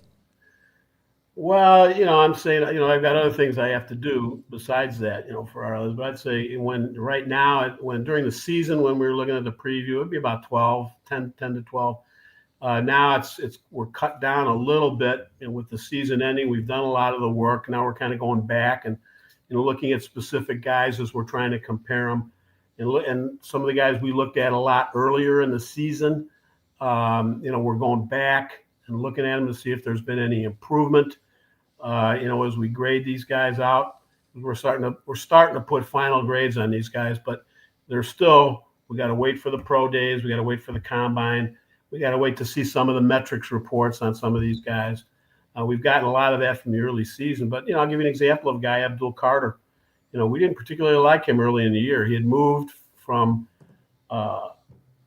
up to inside linebacker. He was an off-the-ball linebacker primarily at Penn State, playing on the edge. And it took him a while before he got used to his shoes, so to speak. And now he's playing at an extremely high level. He's a good chase player. And, we think that has really upgraded him as a draft choice. Thanks, John. We look forward to it. If you don't mind, we'll just dip in maybe almost every week, as long as you're available, and try to find a day and a time to get you to come on and help us out over the next 2 or 3 months. I'm usually around. I can give you a screenshot of some film. There you go. There you go. Yeah, and we'll know more about who's entering the draft. You do a great job. OurLads.com does an incredible job. You can go there, too, John Cooper with us on just some of the players entering the draft. There's a bunch of them. A bunch that will still enter between. I don't know when the deadline is, but it's very close. It's like today, wasn't it? That was the deadline was like today. I think it is. Yeah, maybe that's why Ewers waited until today. That's why Ewers was announcing when he did. But it's fun to talk about. I mean, there's people who, much like you have like your recruitniks who like they love recruiting. There's people that love the draft, and that's like their favorite thing about football or the NFL is the actual draft itself. And I do love it. I don't probably get into it as deep as others like mock drafts and stuff, but I do like paying attention to it, and it is fun to kind of get that drummed up, even though we still got a bit of a ways. But that journey starts now and starting later than ever because of the expanded playoff in some ways. So Ohio State hasn't even made it clear, or Notre Dame for that matter, who all is going to be leaving their roster. Obviously, they got a bit of an exemption there playing in the title game. But, there's a lot of really good players. And I think, fellas, the Big 12 might have the most at-the-top action they're going to have had in quite some time. Not counting Oklahoma, Texas, just counting the schools that are in place right now. And maybe for the foreseeable future, because Travis Hunter is going to be right up there near the top. Shedeur Sanders is going to be right up there, near the top among maybe some others. But those two are going to give the league a bit of oomph that they haven't necessarily always been able to, play off of, because UT didn't want to play with the Big 12. Oklahoma, like you could throw those graphics out of those guys getting drafted, but it never felt like a friendly thing so much. You see what I'm saying? The last year or two, yeah. Yeah, and so you didn't even really celebrate it because it was like, well, we don't even claim you guys, kind of a thing from those two teams' perspectives. But yeah, I think that obviously the SEC is going to get a dump of draft picks from Texas alone. They're going to get 10 plus guys, and Oklahoma will have whoever they end up having ultimately. The Big Ten's going to you're probably going to hear a lot of like, this is the most SEC draft picks. This is the most Big Ten draft picks. Well, yeah, they've added all of these teams now that have a bunch of NFL players, so they're going to have probably monstrous numbers. But I do think for losing Texas and losing Oklahoma, so you're losing probably 15 to 20 names, you can't make up for that, but you can have some splashes, and Shedeur is definitely a splash, and Travis Hunter is a splash, and I think people will be very interested in where Cam Scatterbo ends up going, and there will be some others as well. But, I don't know how frequent that will be to have kind of that real estate, but it's great to see that there's a couple players that will have the league front and center. Yeah, I look forward to it, and that Paxton, of course, is like a brainiac when it comes to some of the 19 players that UT have in the draft. Now, some of those, because that's their only choice. Now, how many are drafted? Man, I would think no question. They're going to have more than 10 for sure. 10 to 14. I would say, the over-under should be at 10. If you wanted to pick an exact number, I'll say 12. I think it's probably more. Yeah, dude. maybe it's probably more because all 4 offensive linemen are getting drafted. Like all 4 of them. 2 of them in the first round. Yeah. Ewers is getting drafted. Golden's getting drafted. Bond's getting drafted. So I'm already to 7 right there, Jaden Blue. Jaden Blue's getting drafted. Jaden Blue's getting drafted. Jade Barron's getting drafted. Gunnar Helm's getting drafted. So we're at 10. Makuba's getting drafted. There. Yeah, Makuba's. We hadn't even hit the D-line. Alfred Collins will get drafted. A lot. Yeah, it's going to be a lot. A lot, no question. And a lot of those guys are really good. That's before we get into the, how do you value, a guy like Bill Norton, like that. Yep. So, I think you'll see definitely this is the most SEC draft picks, of course. It should be. You're adding probably 20 draftees. You're going to see that from the Big Ten as well. Of course, you added 4 teams. And they're not just 4 teams. Oregon, USC, UCLA, and obviously entering the conference in Washington. I mean, these are schools that have had players who have gone into the NFL draft. So look forward to that. It'll be fun to see how they see it. Most players, well, it should be. At the same time, hey, that's why you have teams that are so good. The Big Ten, Notre Dame will probably have a nice chunk of 5 to 8 that will be drafted too. I totally did a misservice here. I know I was forgetting somebody. Tetero McMillan. From Arizona is going to be a very high draft pick for the Big 12 as well. And not that we're trying to do that thing where we claim everything conference. I don't like that. But there is, a storyline there. And when you've lost to Texas and Oklahoma, it's like, how do you fare in the NFL draft moving forward? Well, shoot, Shedeur Sanders, Travis Hunter, Tetero McMillan, those just from 2 schools who just joined you. Yep. There's Arizona carrying their weight. There's Colorado carrying some weight as well, as they did also throughout the season. So that's good to see, and that definitely gives you a little bit of luster there at the top. All right, when we come back, the all-time wins in college football history, just to kind of look at that, it's not going to move from week to week, but there are teams who are near the top, and of course a lot of them have also been involved in the playoffs quite a bit. I'm the one that came up with wanting to look at this, and the reason why is I occasionally look at the all-time wins, and the all-time wins, the hierarchy at the top has shifted via these playoffs, via this single season. There is a logjam of teams. There's one team that's above the rest, but that 2 through 5, that's shifted and moved around because of the last few weeks. So that's why it caught my eye, and we'll get into that and where they all are and how they've moved. And also a note about the college football playoff, including ticket prices. A note we didn't get into with Brett McMurphy because we have what he posted on that, which is a complete different than what we saw from the semifinal games, the championship game on Monday night. When we come back, we'll do that and more. This is 365 Sports. TexasBeefHouse.com. They had the idea, the Duvall family, back 7-8 years ago, to start a beef company by raising Angus cattle. They've had a ranch around that area, and I've been to it. There's 2 or 3 of them, spacious, sprawling ranches. And Texas Beef House with Angus cattle, raising Angus cattle, and I have seen them. I've been up against the fence when I drove there back, in the late spring, and I mean, these are some, I'll say it, these are alpha Angus cattle. And so they raise Angus cattle from their ranch to your plate. They have Wagyu steak. You just look it up, Wagyu steak and what it represents. And then on top of that, they have an ability for you, they've given you the opportunity to buy steak as you want it and have it shipped to you. Now, you can go to the grocery store and look at packages of, let's say, regular steak, prime, select, whatever, and then also Wagyu.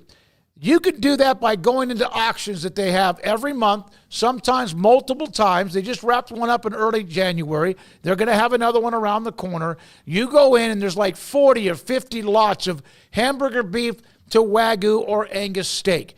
TexasBeefHouse.com. Baylor Scott and White Southwest Sports Medicine and Orthopedics, the team physicians for Baylor Athletics, diagnosing and treating all sports-related injuries, including concussions. These specialists also provide orthopedic services for athletes and non-athletes alike, whether it's knee or shoulder pain, a wrist injury, orthopedic spine care, and even an arthritis and total joint clinic. Trust the doctors Baylor Athletics trust. Baylor Scott and White Southwest Sports Medicine and Orthopedics wants to get you back in the game. Ready to take your business to the next level? Carrion Solutions has got you covered. We deliver world-class IT consulting, including Quest On Demand and Migration Manager, M365 and Exchange migrations, Active Directory assessments, security hardening, and Windows Server upgrades. Our experts specialize in consulting, monitoring, support, and managed IT services. We promise vision, professionalism, and unbeatable value. Satisfaction guaranteed. If you're not happy, we make it right. Remember the name Carrion Solutions. For more info, email sales@carrionsolutions.com or visit carrionsolutions.com. That's CARRION solutions.com. Carrion Solutions IT success guaranteed.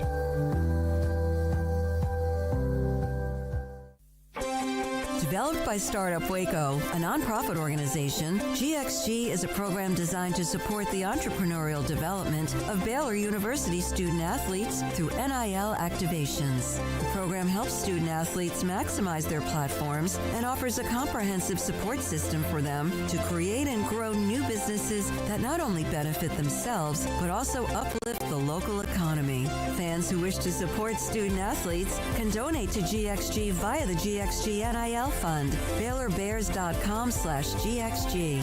Contributions to support NIL activations through GXG can be made at BaylorBears.com/GXG. For more information, follow @GXG_GreenXGold on social media and visit the official website www.gxg.startupwaco.com.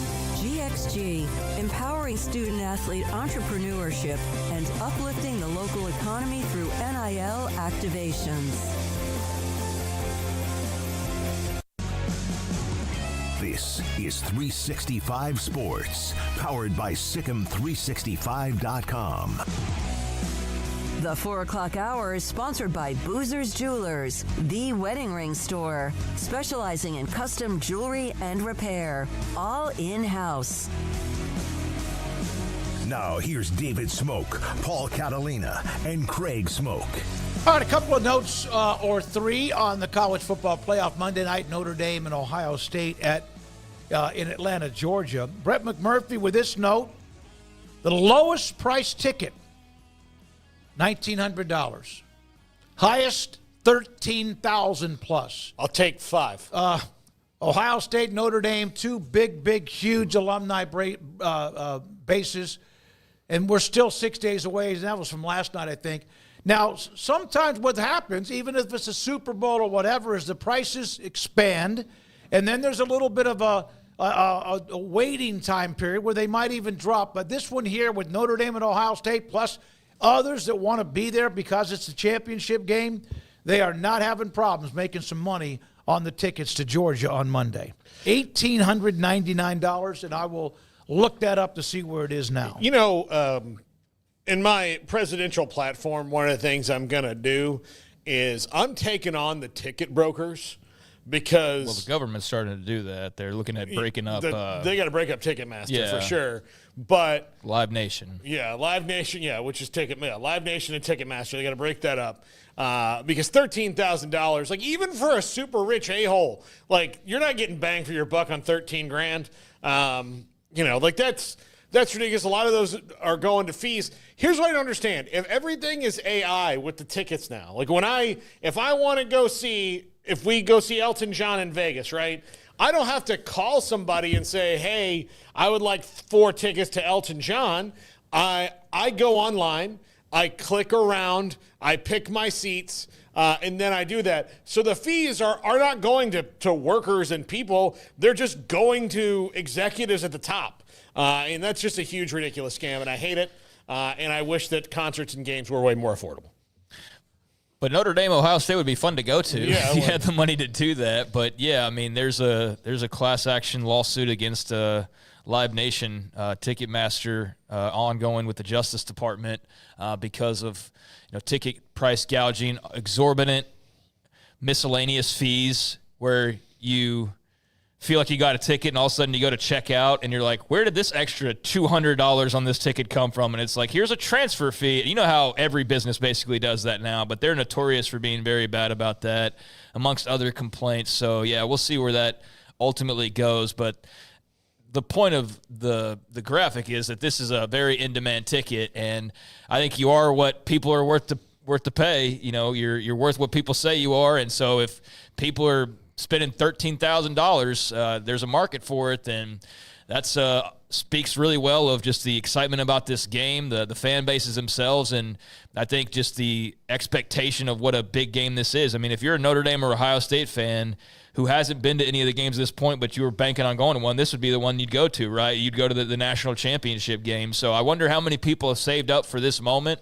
I wonder how many people have been able to go like along the entire journey, because, man, what a fun few weeks that must have been for Ohio State fans and Notre Dame fans if you're able to kind of bounce around the different venues and these different opponents, and just the different environments had to be very, very cool. But, I'm not surprised. It's as big as you can get. There's only probably 3 or 4 teams you could interchange that would either keep it flat or even possibly bump it slightly, but there's no more than that. There's Michigan, there's Alabama, Texas, and I mean, whoever you'd want to throw into that, but it's not a very big group that would command a bigger matchup than Ohio State Notre Dame. No, you're right. Also, Brian Kelly, this was when asked about watching Notre Dame on Monday night.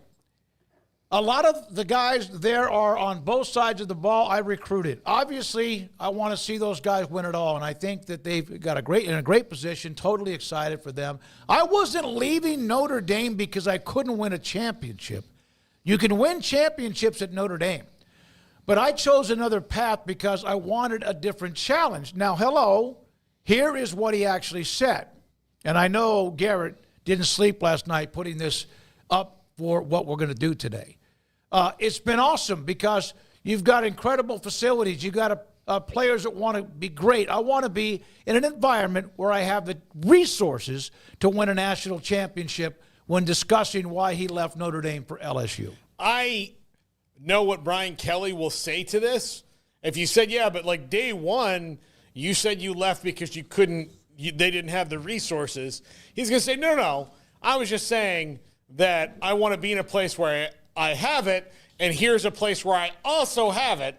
It's semantics. But that's not true. He left because he wanted the SEC, because he thought it was a more direct path for him to win. LSU, look, coaches that I'm sure he thought were not as good as him, one that, like outside of Saban, like I bet you he figures himself to be a better coach than Edo and Les Miles. Whether he is or not, I don't know. That's another argument on semantics. But the bottom line is he thought, like, all I got to do is get a quarterback and all the rest of the guys will come. Well, that's not necessarily been the case. And he's had 2 good quarterbacks in his time there, and they've regressed from what they are. They're not super great anymore. They're just good. That's just a total lie. And I'm just reminded of what Gil Brandt told me about him when I asked about what do you think about Brian Kelly and LSU when that happened, or was it Notre Dame? And he said, I asked some ADs paid me a consulting fee to give them a list of coaches a few years back, and I said, this guy at Central Michigan really knows his stuff. And then the AD called me back and said, no, I want a coach, not a car salesman. Mm-hmm. Talking about Kelly, you mean? Yeah, Brian Kelly, yeah. Yeah, Gil Brandt had so many nuggets. Pretty damning. Yeah, the late Gil Brandt, yep. Gil Brandt didn't really hold back. He was a very interesting guy to talk to, but we know what you said, Brian Kelly. We know what you said at the time. It's all in print. It was recorded. It was widely talked about. You wanted a facility at Notre Dame. It wasn't coming across as fast as you wanted it to. And I think you had a quote at the time saying, like, we thought this would be done now, or it was something along the lines of talking about the facility and that not being done.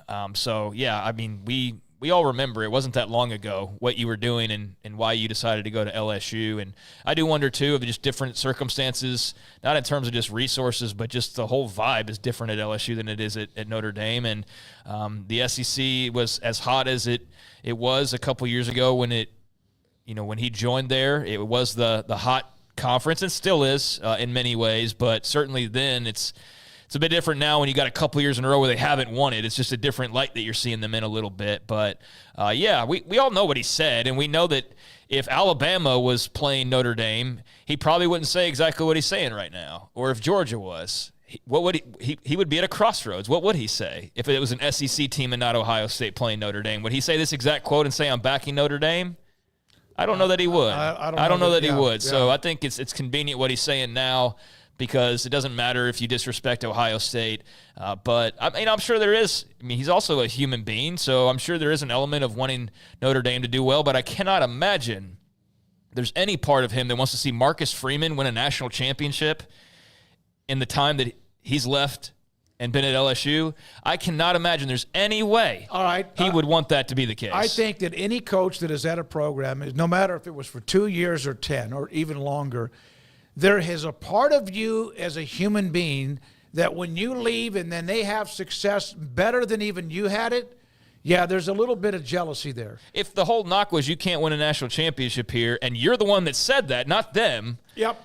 And then a guy comes in and in 3 years he wins a national championship there, that makes you look bad. It makes you look like a doofus, and it makes you, look like a guy who felt like he couldn't win it there and that they were unable to, and you're going to be proven wrong and proven wrong in a major way, in a very quick way. Now, I don't think many of us, if any of us, are anticipating Marcus Freeman and Notre Dame are going to win that game. We'll see on Monday night. But, the fact that they're even here, I think does kind of poo-poo on Kelly's quotes as well, the fact that they're even in this spot, and the fact that they're one step away, and it might not happen because they run into this juggernaut that is Ohio State, but Notre Dame didn't just sit on their hands in the transfer portal. Like, they're not a school that's just going by the old ways, and they're not adapting. Like, not only adapting, guess what? How much would Brian Kelly love the $20 million they're getting all to themselves that is being split in his league? He's getting the benefit of Georgia doing what they did, or Texas doing what they did, and he'll get the scraps off of that, which is great.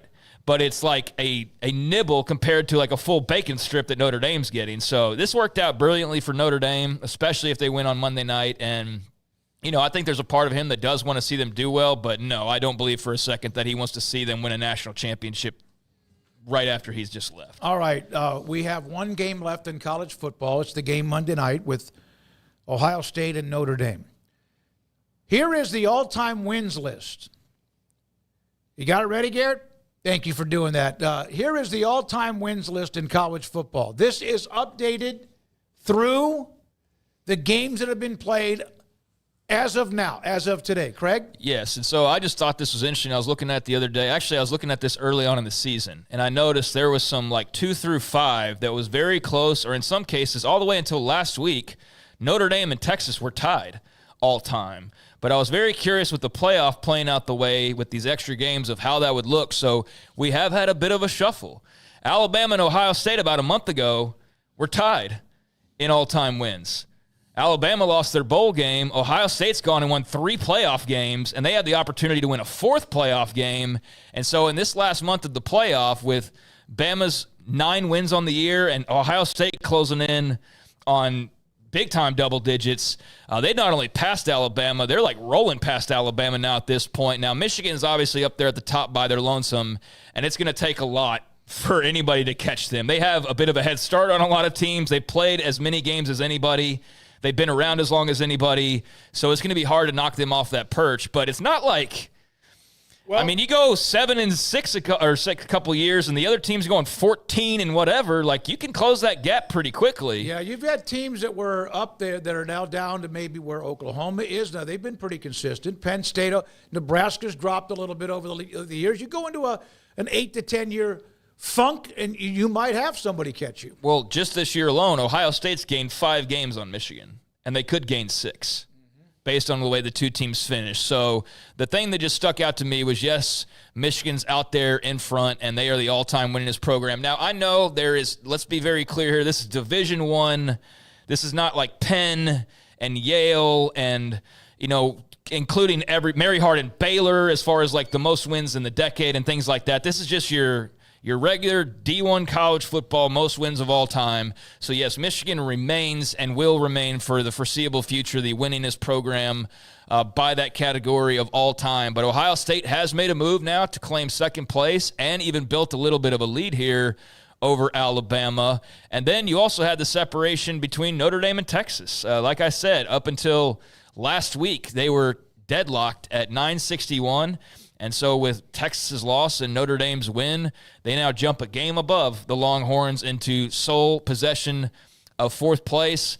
Penn State obviously gained a little bit of ground on Oklahoma with their performance this year. You got Nebraska, who I hate to say this, but I don't know where they were like year 2000-wise. All-time wins. They're at the same spot. They might be in the same spot. I don't know, but No. There, I could see where Penn State gained 19 games in the last 25 years. I could see that Oklahoma obviously did. Oklahoma's obviously past them. Penn State's obviously past them. I don't know to what extent they were some of the always others right next did. to Texas, and they've separated obviously over the last 10 or 15 years too. So Nebraska at least has a little bit of a lead on Georgia, but Georgia's climbed up these rankings the last few years, as you might imagine, to where now they're squarely in that top 10 with the 892. They've passed up Tennessee. So I don't know. I just find it interesting to look at and see the all-time wins, because this was a year where they have rearranged with Ohio State now at 2, Notre Dame now at 4, and even some of the Penn State moves there as well over the past few years as Nebraska continues to slide. So any surprises there or anything that stands out to you? One of the things that stands out to me is over the last 20 years, Ohio State, outside of the Harbaugh era, since they flipped from other John Cooper, not the John Cooper we just had, right, but other John Cooper to the Tressel-Urban Meyer era, through just the last couple years in the Harbaugh, Sharon Moore era for Michigan, Ohio State dominated that series, and not only dominated that series, but all but like maybe 2 of those 20 years or 3 of those 20 years were way better, like 2 to 3 games better than Michigan in a lot of those seasons. And Michigan is still, 25 wins up on them. That would really chat my ass if I was an Ohio State fan, because you're like, man, for 20 years, they have really not only just dominated the series between the two teams, but they've been the better team by a long shot.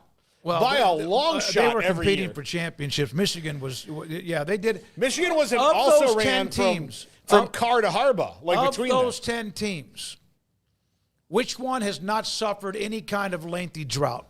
Ohio State has not. And I mean, even Alabama's was, is like a decade. Yeah, they had some hit and miss. But they won a national title in the early part of the decade in 92? Yeah, with George Teague's team, Between Stallings and Saban, though, was a lot of mediocre for Alabama. Ohio State is the most consistent football team. For sure. Of the last, 30 years. Maybe 40. Yet Michigan has 35 more wins. Yeah, that's still, let's be fair. There's a difference in games played. So Michigan has played 1,406 games, which is not the most, but it is the 4th most. Penn has played the most games. I didn't include, like I said, though, FCS. I just went straight Division I. But the most games played in regular Division I outside of Michigan is Rutgers and Navy, and that's it. Michigan's played the 4th most overall all-time and the 3rd most all-time in Division I football. So they do have, 60 or so games more that they've played, so that factors in a little bit. But, they're the only program clearly above the 1,000 win mark, which is a cool little club to be in. And Ohio State could get there in 2 years. 2 years. Yeah, 2 years they could get there if they had a run like they're having this type of year. Yeah, because you have to win. You have to play 16 games, or 15 or 16 games. They're 23 wins off, and if they win, and so if they win, they're 22. That's 11-2 with a That's what you would expect. That's from what them. you expect. That's what Ryan Day's been doing. That's what he's been doing. He's 69-10. Yeah, 69-10. Yep. He doesn't get. He hasn't earned the credit yet. But anybody else with that record, people would be terrified of him. Yeah. Yep. That's a cool. I love graphics. First of all, I love all-time stuff. It's different now with stats because so many more games are played, like even what Genty was doing. Single season. Yeah. But the all-time is cool. And, you do have a disparity of, like, some teams like Michigan's played 60 more games, give or take. But it's still cool to see it. And it's cool that, like, now obviously Michigan did this last year, but they crossed that 1,000-win mark. And Ohio State will probably do that in a couple years. Alabama will probably do that in the next couple years. And then Notre Dame the next 3-4 years. So we're going to see more teams joining that, not next season, but after that. And I just thought that was kind of a cool mark as well. And then you sort of see where, Oklahoma's hit 950 this year, even though it wasn't a great season by any means. But getting that 6th win did get them their 950th. So that's a very select club to be involved in. And we talk about Penn State, and you can have the argument over blue blood, but one of the marks, and there are many that favor them in that conversation. I think the only one that really doesn't is just the national championships. That's the one that kind of brings them down in comparison to the others in that conversation. But, 7th all-time in wins. And Nebraska got Georgia nipping at their heels if they're not careful here. It'll take a little while longer, but in the next 3 years or so, they could close the gap even more. Is about to dominate college football. Yeah, now it'll take longer than 3 years because they're not going to go like 0-14. Well, no, I mean, but you think about where the amount of tread they lost from 16 to 23 when they did not go to a bowl game, or 17, whatever, with Mike Riley, I think one year he did, and then the Frost era, then the first year with Rule. No, they slipped, man. They slipped, and you don't see, and no one would have thought that they would see them. They thought they would slip because of the moving into the Big 12 and some of the recruiting rules and all that, but they slipped. I mean, they were on an icy trail the last 15 years. And just one more note, and then we'll look at the other one real quick, just to expand it a little bit. But just 11 games all time separating OU and Texas right there in back-to-back spots. And so obviously that waives one game or the other every year with them playing each other, but Oklahoma did have their stretch in the 2000s that even though Texas was very, very good, they were always just a game or two better, helped close the gap, I think, over the ensuing years a little bit there, but obviously lost, 5 games or whatever it is this year alone to Texas in the all-time standings. But that's Bluey right there. What do you got? Big Ten, SEC, Indy, SEC, Big Ten, SEC. So, that's not surprising, I don't think, just in terms of the land grabs and how these conferences have formed, that you got we already knew that, all the big blue bloods. But let's take a look real quick just to expand it. We won't go nearly as in depth, but if you're looking at who else is close, well, right there outside the top 10, there's USC, just 4 games back of Tennessee. LSU, right there. I mean, there's a gap certainly between 11 and 12 of 30 games, but there's LSU at 12.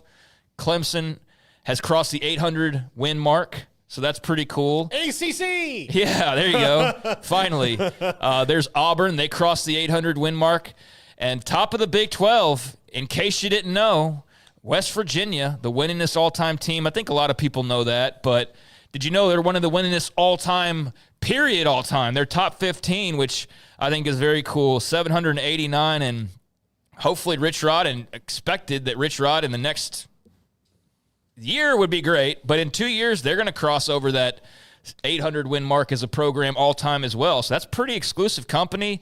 A&M closing in on that 800, and then, Washington, Va-Tech, Florida, Pittsburgh. So Pittsburgh, a team that doesn't get a lot of love down here because we don't embrace them the same. It's a different part of the country, and we kind of hear all-time great program. You kind of roll your eyes maybe a little bit, but I mean, the numbers are there, and I know the success isn't the same as it was back in the day, but Pittsburgh is one of those most winning all-time programs. Post Johnny Majors has been a bit of a different thing for them, but they were, when Johnny Majors, they were one of the powers in the. I mean, Marino and Tony Dorsett both went there. They have Larry Fitzgerald, Hugh Green, Hugh. Oh yeah, they had a ton of guys. May, they used to be one of those premier programs. But hey, ACC, way to get in there with 1, 2, 3, 4 of the top 20, and no one in the top 10. Do y'all have any idea of who the second highest winningest Big 12 team would be by any chance? Besides second highest, so not West Virginia, obviously. Oh, gosh. Oklahoma State? No, it is Colorado. Okay, yeah. Well, they were really, really good. Yeah, we were talking about Bill McCartney earlier this week. In in the Big 8, they were really good. And then early on in the Big 12, before they moved to the Pac-12, they were always pretty good. Yeah, they are 31st overall all-time. They have 732 wins. So they are top 30-ish. The Big 12 is saddled with a problem right now when it comes to all-time wins, is that three of their teams that have been some of the more consistent teams over the last 15 years, Baylor, Iowa State, and Kansas State, were all just terrible. Yeah, so I actually will take a segment and maybe do just the Big 12 one day to carve out a segment and just look at it that way. But there you go. There's the all-time wins and the update at the top there with Notre Dame, Ohio State, obviously making some moves, Texas as well, and just something different and cool to look at. So there you go. There's the all-time wins, and obviously Ohio State or Notre Dame will add one more as well. So all right. There you go. By the way, we appreciate Garrett getting that one done for us. I love drafting. I love that kind of stuff. When we come back, we will have Zach Gelb, Infinity Sports Network, and a bunch on the college football championship game on Monday, and a lot about the NFL and the playoffs and the Mike McCarthy gone in Dallas, and also that and more. If you have a question you want for Zach, chat room, tag my name to it, and I'll see if we can get a couple of those in for you. This is 365 Sports. Alan Samuels, Dodge Chrysler Jeep Ram Fiat, Loop 340 and east of 84 in Waco. I say a new month. Hell, today's the 15th. We're halfway through the month of January, and they've got some stuff fired up for you, including the 2025 Motor Trend Truck of the Year. This is the Ram 1500.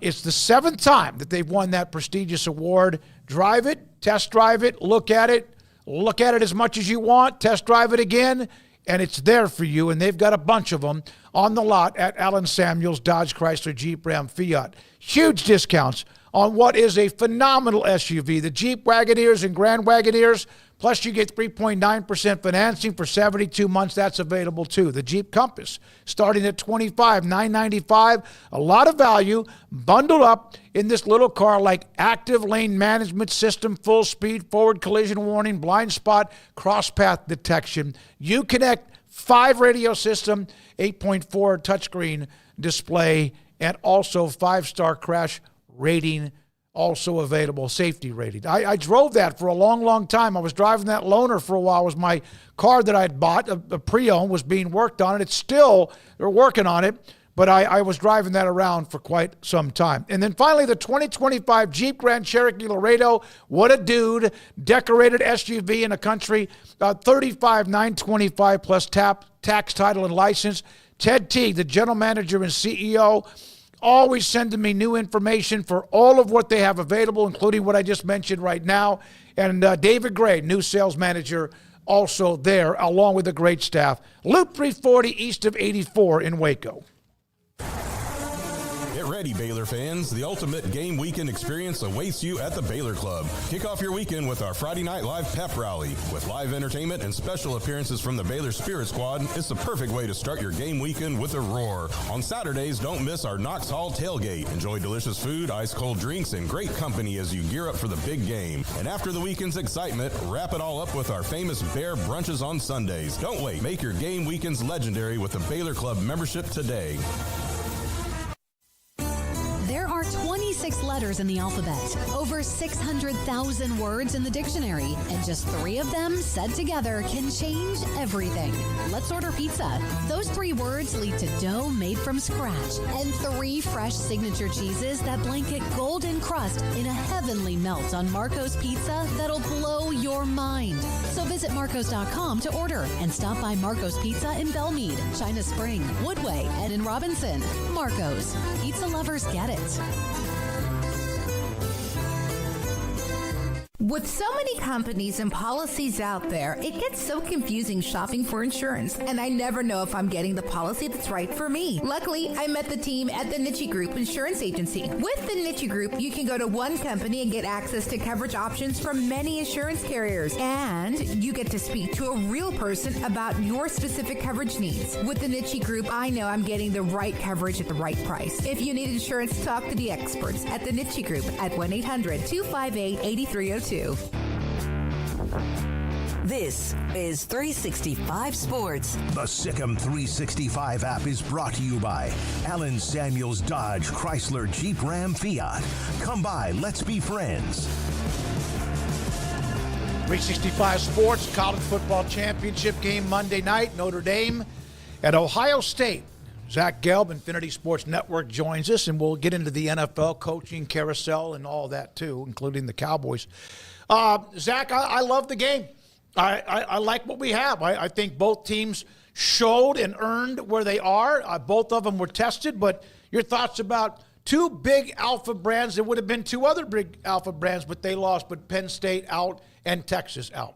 Yeah, I think the first takeaway is both the adversity that these programs have overcome. You know, Notre Dame, after they lost to NIU, a lot of people, even though there was still a road for them to get to the playoff with the 12-team format, thought their season was over. And I kind of said this, if they win the national championship game on Monday night, remember the year where Virginia lost to UMBC and then the following season they won the national championship? Well, that would be the college football equivalent of pretty much just like losing to a 6 team and then winning a national championship later on in the year to do it in one season. So that's the takeaway there with Notre Dame, and incredible leadership by Marcus Freeman, who a few years ago also lost to Marshall and Stanford, and then this year lost to Northern Illinois. And for Ohio State, you know I like to poke fun at Ryan Day a lot. He's not my favorite person, favorite coach in the world. I understand that.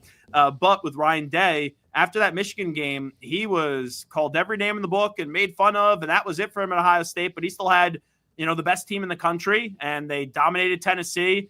They just embarrassed Oregon. And this past game, man, it was close. I had a feeling it was going to be closer than what people thought, but Jack Sawyer made a huge play on 4th down. But let's also be real, going back to 2nd down, I am still incredulous, and I mean incredulous, over what Steve Sarkisian did. To line up out of the gun there, be 6 yards off your center, and then have a running back 3 yards behind him and pitch the ball out there and basically be 9-10 yards away from the end zone. Still doesn't make sense to me, but give credit to Ohio State. Great teams find the way to win when they don't play their best, and they did that on Friday night. What was your reaction, Zach, when that play unfolded with Sawyer? And the moment could not have been any bigger, 4th down, and just watching that, was your jaw dropped like everyone else's, I would imagine? So it's weird because it's a great play, like an unbelievable play. Assuming that Ohio State wins the national championship on Monday night, we'll see. That play just goes down in the annals of Ohio State lore and history. But I literally turned to the person I was watching the game with after the 2nd down play call, and I said, game over. Even though it's only you're at the 8 or the 9 yard line, and that's not crazy to go get 8 or 9 yards, I had zero confidence they were coming through on 3rd or 4th down. So if you were a Texas fan, that just dumped a ton of salt into the wound that's the way that you get a touchdown and all that stuff that occurred right after it. But the game was over to me after the 2nd and goal play call. Yeah, that shotgun's a hell of a drug that I think coaches kind of get into and forget that, like, before that formation came along, there's 100 years of football, that it worked just fine under center. It's almost a trick play for some offenses. It's so the Buffalo Wild Wing commercials where they're trying to extend the game. Yeah. That's what I thought of in the moment where Herbstreit and Fowler were panicking. They were Ohio State, the great defense and the goal line and all that stuff. And it was almost as if Sark had a headset on listening to the broadcast, and he started to panic. And everyone wanted that game to go longer. And in the Buffalo Wild Wings commercial, they usually make that the case. But in this case, Sark goes, I don't want to be here. I don't want to go to a national championship game. If you do that on 4th down, I'm okay with it. But you have to at least get to an opportunity for that to be what comes out of your bag of tricks. Because 2nd down and goal, QB sneak, whether it's with Quinn Ewers, Arch Manning, or run out of an I formation. I know they just did that the play prior. Maybe you go in between the guard and the tackle and get it a little bit off the center. But to have that be your play call and to panic then, on 3rd down, you want to panic, fine. 4th down, we see coaches run a pitch play all the time if they tried to run up the middle for 3 times. But to do that then, it was just, especially if they got the penalty earlier too, that got them down to the 1, just idiotic. Sark still has to be sick about it. I heard what he said after the game. If we just block, come on, coach. You got to be better in that spot. It was a bad job by Sark, and he has to know it by now. Yeah, he tried to pull had we executed it correctly, it would have worked. Yeah, of course, that's the way it is on every play. But, I mean, how about – and if I was able to go on a date with Beyonce, maybe I'd be married to her instead of Jay-Z. Come on. How about the play, though, of Caleb Downs on that play, how he shot behind Kelvin Banks, and then what was it? Was it Ransom? Yeah. That shot, it got to the corner before Kelvin Banks. Had no chance. Two great players making great plays. And you know what, Smokey, that's why you're one of the best, because you show what the other team did, right? I'm focusing on the negative. Sark, I've already said enough about him for the last few days. You're 100% right. Dumb play call still, but the athleticism by Ohio State and to step up in those moments and to make a play like that by multiple players, extremely impressive. Yep. Zach Gelb with us, Infinity Sports Network with us on Wednesdays in the 5 o'clock hour. Zach, how perfect a game does Notre Dame have to play to win this? I wouldn't say they have to play a perfect game. The Notre Dame formula is defense and special teams. That's how they win games. And ultimately, Riley Leonard can't make like if he makes the mistakes that he made up against Penn State to Ohio State, then they're not going to win. You know, you got away with it up against Penn State because Drew Aller, man, what an overrated quarterback. So they need to just have Riley Leonard be a game manager on offense. Jeremiah Love, has to break out a big run and has to get into the end zone. But with defense and special teams, that's been the formula. It's not going to be easy on defense, but we've seen Notre Dame a few times. Their special teams loom large. When you go back to even in the first playoff game, the nice return that Faison had, then you had the return coming out of the half up against Georgia in the second game, and then we saw what Jeter was able to do with his special teams ability kicking the ball. So defense, special teams, the name of the game, and the offense. You're going to have to score points. Duh. There's the obvious statement, but you can't be turning the ball over to the other team. It's interesting you mentioned Drew Aller because he's a guy who throws a really pretty ball, but obviously there are some other drawbacks there as well. And isn't it interesting of those four teams, as big and blue-blooded as they are, there was no elite quarterback. Ewers is an NFL quarterback. He's got some really good traits, but he's not, excellent, right? He's not an all-timer. Leonard's not, Howard's not. And who am I missing there? Or I was talking about Drew Aller. Yeah, so, it's I don't know. I don't really have a point to that other than I'm just kind of surprised there's not, the big star quarterback when we got down to the nitty-gritty. We talked about it last week when we went through the four quarterbacks, and I said, I don't think Quinn Ewers is anything special, but he's the quarterback that I have the most confidence in just with how erratic the other three can kind of be. And Quinn Ewers, I'm a little bit surprised that he didn't take the $3-4 million and go somewhere else because you knew that they were handing the baton over to Arch Manning. But would I use a first-round pick on him right now? No, I would only use a first-round pick on two quarterbacks in this draft, and that's Shedeur Sanders and also Cam Ward. I have a day 2 draft grade on Quinn Ewers. Could he go in the first round? Yeah, because teams always overreach for quarterbacks. But, could he have gone to Ohio State or Oregon or, throw out any of these teams that we had the last few years? I think he could have. Zach, your thoughts about did you get into much today of the Brian Kelly kind of retracting what he said about why he would go to LSU rather than Notre Dame, where he had gone and played for a championship there? Yeah, I don't know what's more fake, that quote or his accent when he says family with LSU. Yeah. We all know why you left. And to be fair, I understood at the time because I didn't think he could win a national championship at Notre Dame. And at LSU, we've seen 3 coaches do so since 2000. I know one of them Saban, but Les Miles and Ed Orgeron being the other 2. So I don't fault him for what he did. It just has aged horribly. And let's be real, no one was talking about Brian Kelly, in South Bend saying, man, we don't miss him at all after Marcus Freeman lost to Northern Illinois. But now Marcus Freeman has won 3 playoff games and he's beat 2 big boy programs, which that was the flaw for Brian Kelly at Notre Dame. He won all these games, restored them, brought stability back, made them respectable again, but they were stuck on good. And I don't know if I talked to you guys last week about this, but I talked to Manti Te'o, who played for Brian Kelly, and he said, hey, anyone could draw up X's and O's, but it takes a different person to connect with their players. And he said Marcus Freeman does it a whole lot better than Brian Kelly in that regard. Remember the reaction when Kelly decided to leave and then Freeman walked into the locker or the meeting room with the players and the explosion. And yeah, it really did.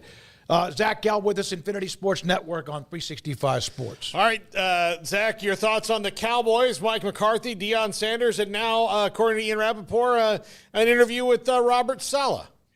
A salute to Jerry Jones, because we all know he does not run his football team trying to win games anymore. It's all about creating drama. Yeah. He did the Jason Garrett playbook from a few years ago and then threw steroids on it when he waited until the contract to run out and announce it when the Eagles were playing the Seahawks in a playoff game.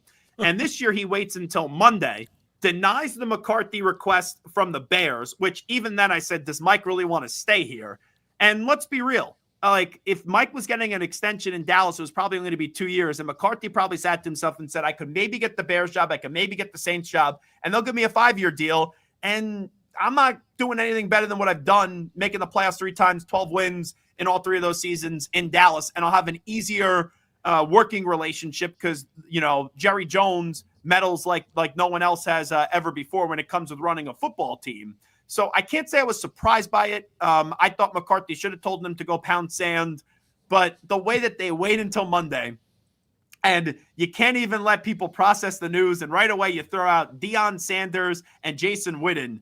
I don't think either will be the head coach. If I had to take a guess right now, I would say it's Kellen Moore, which is funny to me because he's basically Jason Garrett. Like the other 31 teams, no one's giving Kellen Moore a head coaching job right now. I know he was a hot commodity a few years ago, but he's made a bunch of lateral moves since then.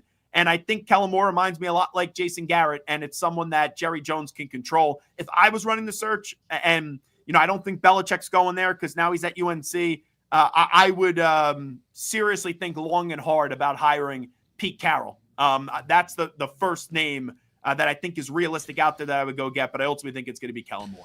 Do you think that Robert Saleh will be good somewhere else? I mean, he had a bad owner and a space cadet quarterback past his prime, and the defense was legit. But when you have Aaron Rodgers, you know, A, tearing his Achilles 4 plays into the first year, and then B, being 40 and weird in year 2, and that situation in the Jets front office, do you think maybe it's not with Dallas, I doubt Dallas hires him, but do you think that he will be a good head coach somewhere else? I think he's more a defensive coordinator. My problem with Robert Saleh, I think he's just too nice of a guy. Okay. I think he's a player's coach, but he got to be a little bit of a doormat in New York, and that's problematic. But Robert Saleh's not a dummy. I know he's a consultant on the Packers staff, but what are you really doing? I saw Robert Saleh this past weekend. I was in the press box, Eagles and Packers.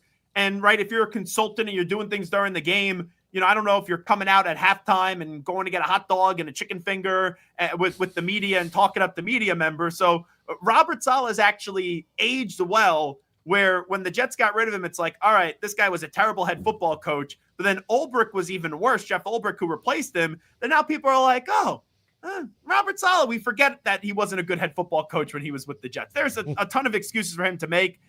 Will he get another chance one day? Possibility. I see he's getting an interview now. But if he ends up getting hired by one of these 6 jobs left, that would surprise me.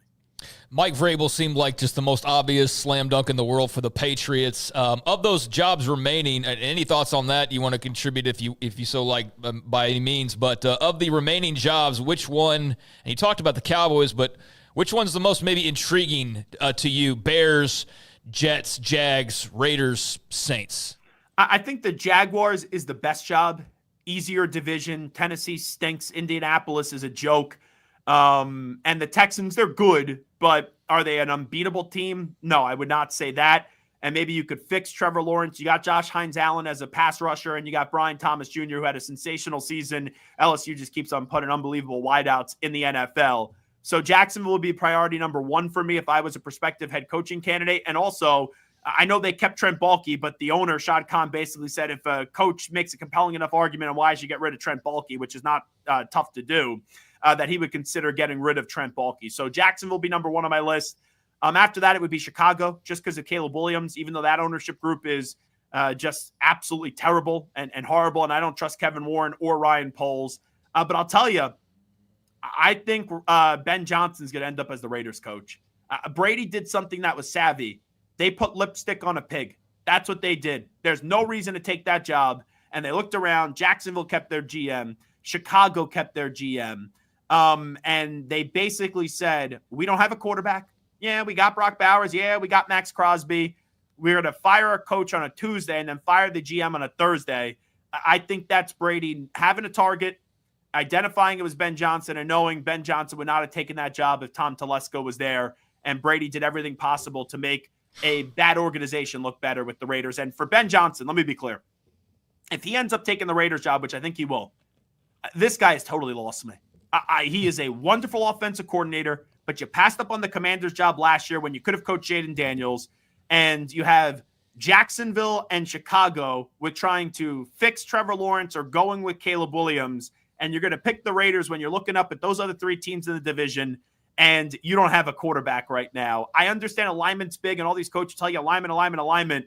If you can't win games within 3 years in this league, if that, I don't care how aligned you are with the new GM, and if you pick him, you'll be out of a job. So that would be underwhelming if Ben Johnson ends up getting ooh and ahhed, which I think he will, by Tom Brady. All right, I think their run ends this week because Detroit, even with the injuries, are just so good. Great crowd. Washington, Garrett, our producer, Craig and I, Washington fans. It's just kind of like, you guys don't even know what to do with yourself anymore. No, in fact, at some point on Saturday, whenever they played, Sunday night, I was like, man, this is hard. Like, when you're not very good, you don't have to have the stress of a playoff game, and they're fortunate they won it. But your thoughts about what Jaden Daniels has done, and do they have a chance, barring Detroit throwing up on themselves, of winning Saturday night? They have a chance. They got nothing to lose because this season, I don't care if they lose by 50 on Saturday. This is already a successful season. So I think they're going to lose the game like 30-20. I would lay the 9.5 right now, just slightly, because I think that they're begging you to take the Commanders plus the points. But you have a franchise quarterback, and the Commanders are back to being a respectable organization. And here's my hot take of the day. If Daniel Snyder still owned the team, if he still owned the team, and they were in that game, there is no chance that ball would have gone off the upright and in. I really do believe that if Daniel Snyder, with all the negativity he brings to an organization, that the football gods would have made sure that ball wouldn't have gone in. So that was the Commanders are now back. They have arrived. They have returned. And Jaden Daniels, the sky's the limit for him. He's sensational. Yeah, if Snyder's the owner, that ball clunks, goes right. It does. It actually does. You probably end up also like taking, not Jaden Daniels in the draft, and you end up picking the wrong quarterback too. Yeah. Well, they had one that was the right one, but they didn't protect him, and he didn't protect himself in RG3. Yeah. I have one quick baseball question for you, Zach. Okay. What is going on with Pete Alonso? How come the Mets haven't gotten that done yet? I think that Pete is having a tough time, and Scott Boras is having a tough time where they know they got to eat some humble pie because they turned down a very lucrative offer a year ago. Pete bet on himself. I know he had some big postseason moments, but Pete Alonso didn't have a horrible season, but he didn't have we now got to go break the bank. I've also read a lot today that the Mets are trying to see what it would take to get Vladdy from the Blue Jays, which I'd rather have Vladimir Guerrero Jr. than Pete Alonso. And I love Pete. Hot take of the day, I know. So I think ultimately Pete's going to come back, but it's going to be an L for Pete because of how much money he left out there. Yeah, it's amazing that there are still some pretty good players out there and have not yet signed with anybody. Everybody else good? You guys going to the Super Bowl? Will I see you at the Super Bowl? Yes, we will be there. Yeah, we're already confirmed for Radio Row that week, that Monday through, I guess, Thursday or Friday of the week. I'll bring you some beads, Smokey, so you can throw them around and have fun. Yes, sir. I know Please you like do. that. Is that, by the way, a Nebraska golf shirt you're wearing? Yes. I'm That's wearing great. a Nebraska polo. I look like I'm on the strength and conditioning staff, but I wouldn't say I'm that fit. So you should no. If you want to pull that off, just pull up like a gallon jug of water with marks on it, and then people will be like, "Oh man, oh yeah, he's serious." I lost a bet on a pick contest on the network, and we did a remote where I had to dress up as Matt Rule and be the valet attendant for the day and park listeners' cars. That's what I did. Well, he did win 7. They did win a bowl game, for God's sakes. Yeah. Thank you, buddy. Appreciate it, Zach. We'll see you in New Orleans, okay? You got it. Talk to you guys next week. And hopefully maybe next week to wrap up the entire college football season. You know what, though? Zach gets the last laugh because Zach is a very tall guy, and everybody whose car he parked had to readjust their seat after that. Yeah, absolutely. That's true. Yeah, he's a dude. He's got that tall. nice set at the Super Bowl. He's tall. I'm jealous of tall people. I want to bet on myself.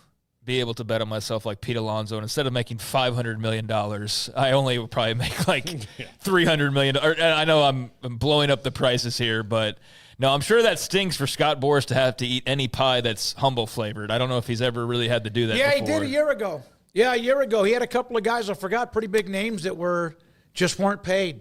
They didn't get much. Yeah, it's happened more often the last couple of years than it did forever because he was kind of like Greg Sankey. Dictating the way the market was going to go. Yeah. Forever. Well, it's cool to be able to ask about Washington and them actually matter and it not be like some joke about Daniel Snyder and, what he's done this time or the state of the stadium or stating other number of stupid things that we dealt with as fans for over the years. Like stadium issues, like they come and go. Theirs were like ongoing. Like the turf was the worst the field was one of the worst in the NFL. As we know, dating all the way back to Robert Griffin and like Josh Harris has come in and literally put a fresh coat of paint on everything, basically, and hired the right head coach, who I'm sure the Cowboys would love to have, been able to have as an option this go around, and got the right quarterback. And man, it's been amazing. It's just night and day the enjoyment of an NFL season when your team actually matters. I still get nervous when Jaden Daniels runs. Something about him. There was that one twist about a week ago. He got his knee hit from the side. It was really nasty but looking. He's tougher than nails. He got hit on the sideline that was, like you said, he launched him 8 to 10 yards. He didn't talk trash.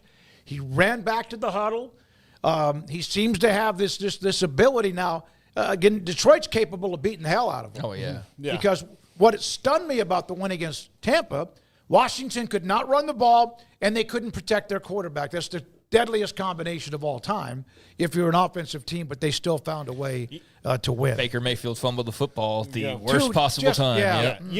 You know what has always I've always felt bad for Dan Quinn because he gets this kind of rap as like a failed head coach in Atlanta, and he was up 28-3 in the Super Bowl, and Tom Brady, just turned on the Tom Brady. Yeah. Okay, one of the greatest things that's ever happened to an individual player in a Super Bowl happened to you. And that doesn't mean he forgot how to coach. And when you're running you're the head coach of the Atlanta Falcons, year 1 to year 2, like those things, they don't just do that. Like that's not a franchise that's ever been consistently in anything.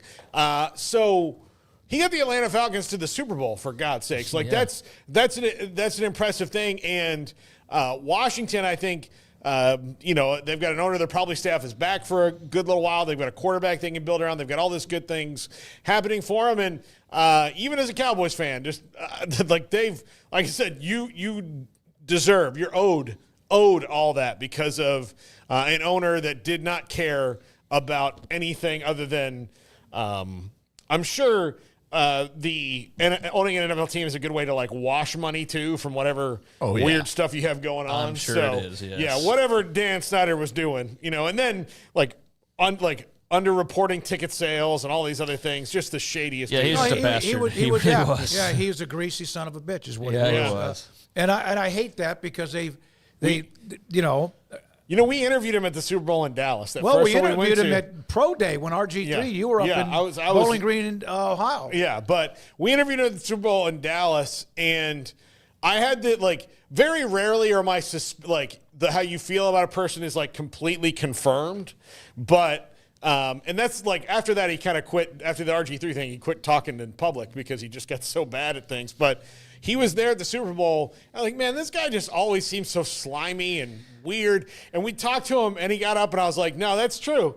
That's very true. There's nothing that I didn't think about him that wasn't confirmed. It was the opposite when I met Jerry Jones. I had this fan idea in my head about Jerry Jones. It's easy to see why Jerry's popular and then when I met him, I was like, oh no, this is why it's so complex because he has a duality to his personality that's wild. If anybody in the chat would say, I hate Jerry Jones, I never want to meet the man, I'll never like him. If he ever got you in a room Off to the side, even let's say that's a mixer or something like that, you would be melting. Johnny Walker Blue. Yeah, you would melt. I've seen him do it. I've seen him do it. Belvedere vodka, I think that they only make for him. Yeah. Yeah, no, he's somebody that, like, you probably think is in a different group that you would never get along with or whatever. But, yeah, he's definitely the dude that suddenly you're, like, 10 beers in at the bar, and you're like, I said I'd have one drink, and, like, this is the best time I've ever had. Yeah. Like, that's Jerry Jones. Yeah. Daniel Snyder, you would be looking to leave halfway through your drink. So, look, Josh Harris is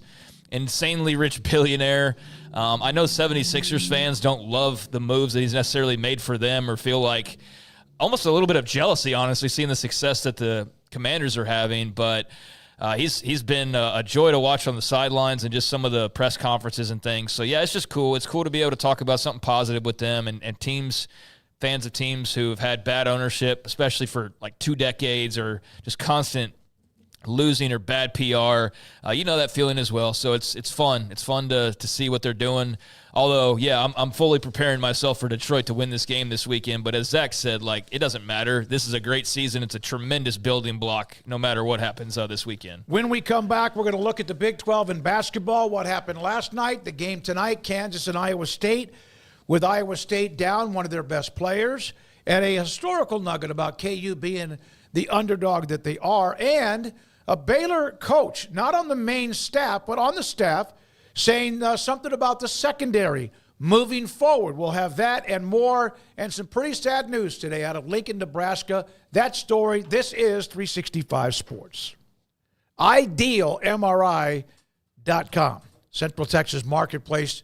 Dr. Rob Maxey and his partners have a business that, has helped a lot of people save a ton of money, including me. I have used or been a patient of theirs in the MRI, state-of-the-art imaging machine, 4 times. Never was it more than $497, and one time it was actually like $300 because they'll help you file insurance papers when you go get an MRI, and if it does take something off $497, that's even better. The average MRI is usually around $1,100, and I've told you the story one time many years ago. I remember paying like $1,600 for one, thought my insurance was going to take care of most of it. Well, it ended up being pretty much close to me paying $1,600. Part of the deal, learning experience.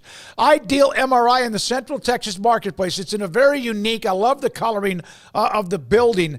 And when you walk in the door, it's not this big, huge waiting room that you might have at a health system. You walk in, there's somebody that's going to greet you, a couple of people, sit down, check in, get back to the back, the state-of-the-art imaging machine, and they have patients who are going through there and also making that experience comfortable, which is not always the case when you need to get an MRI inside that tunnel, especially if you're like me and you're claustrophobic. Dr. Rob Maxey and IdealMRI.com.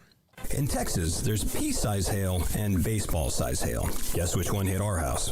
We didn't even know where to begin, but we called our Texas Farm Bureau insurance agent, and he was so reassuring. He knew exactly what to do to get our house back into shape and our lives back to normal. Now, we're even more thankful for the roof over our heads. Stop by and see our agents at one of our 3 McLennan County locations. Coverage and discounts are subject to qualifications and policy terms and may vary by situation. At Ideal MRI, we feel blessed to be part of the Waco community. We're a small family business here in Central Texas. At times like this, the cost of healthcare has never been more important. And unfortunately, significant illnesses and injuries still occur. And that's why Ideal MRI is open and here to serve you through this difficult time. So if you need an MRI, ask your doctor about Ideal MRI. You can schedule online in minutes at idealmri.com or call 833-IDEAL-MRI.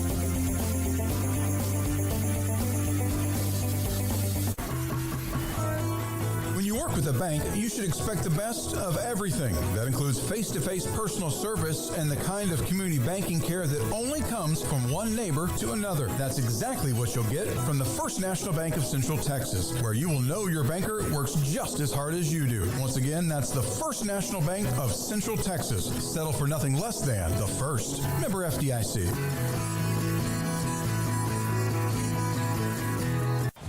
Baylor alumni are more than 160,000 strong. When we all join hands to support our university, we don't just move the needle, we move mountains. Working together, we create life-changing opportunities for students on the field, in the classroom, in the laboratory, and in life for generations to come. So get connected. Get involved. Learn how at baylor.edu/alumni.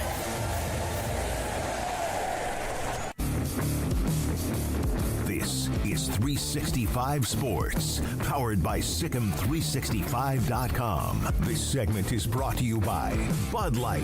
Enjoy the smooth, crisp taste of Bud Light beer. Easy to drink, easy to enjoy.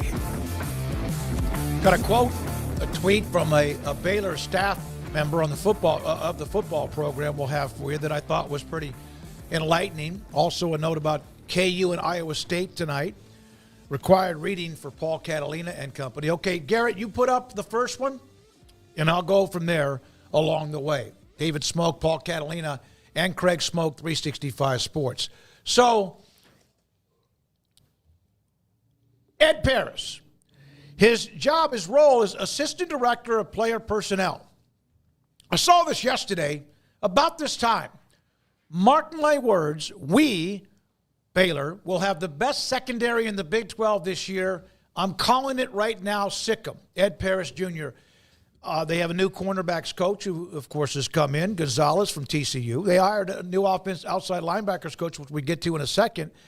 That's a place that obviously struggled. That's why there was a coaching change. And Ed Paris putting it out there, time-stamped at everything. I mean, yeah, it's. I'm glad that he said that, but again, that's what he's supposed to do. He's supposed to be positive. I don't think any coach at all would come out and be like, "Look, I'm going to tell you right now, we are hopeless at this position. There is nothing we can do."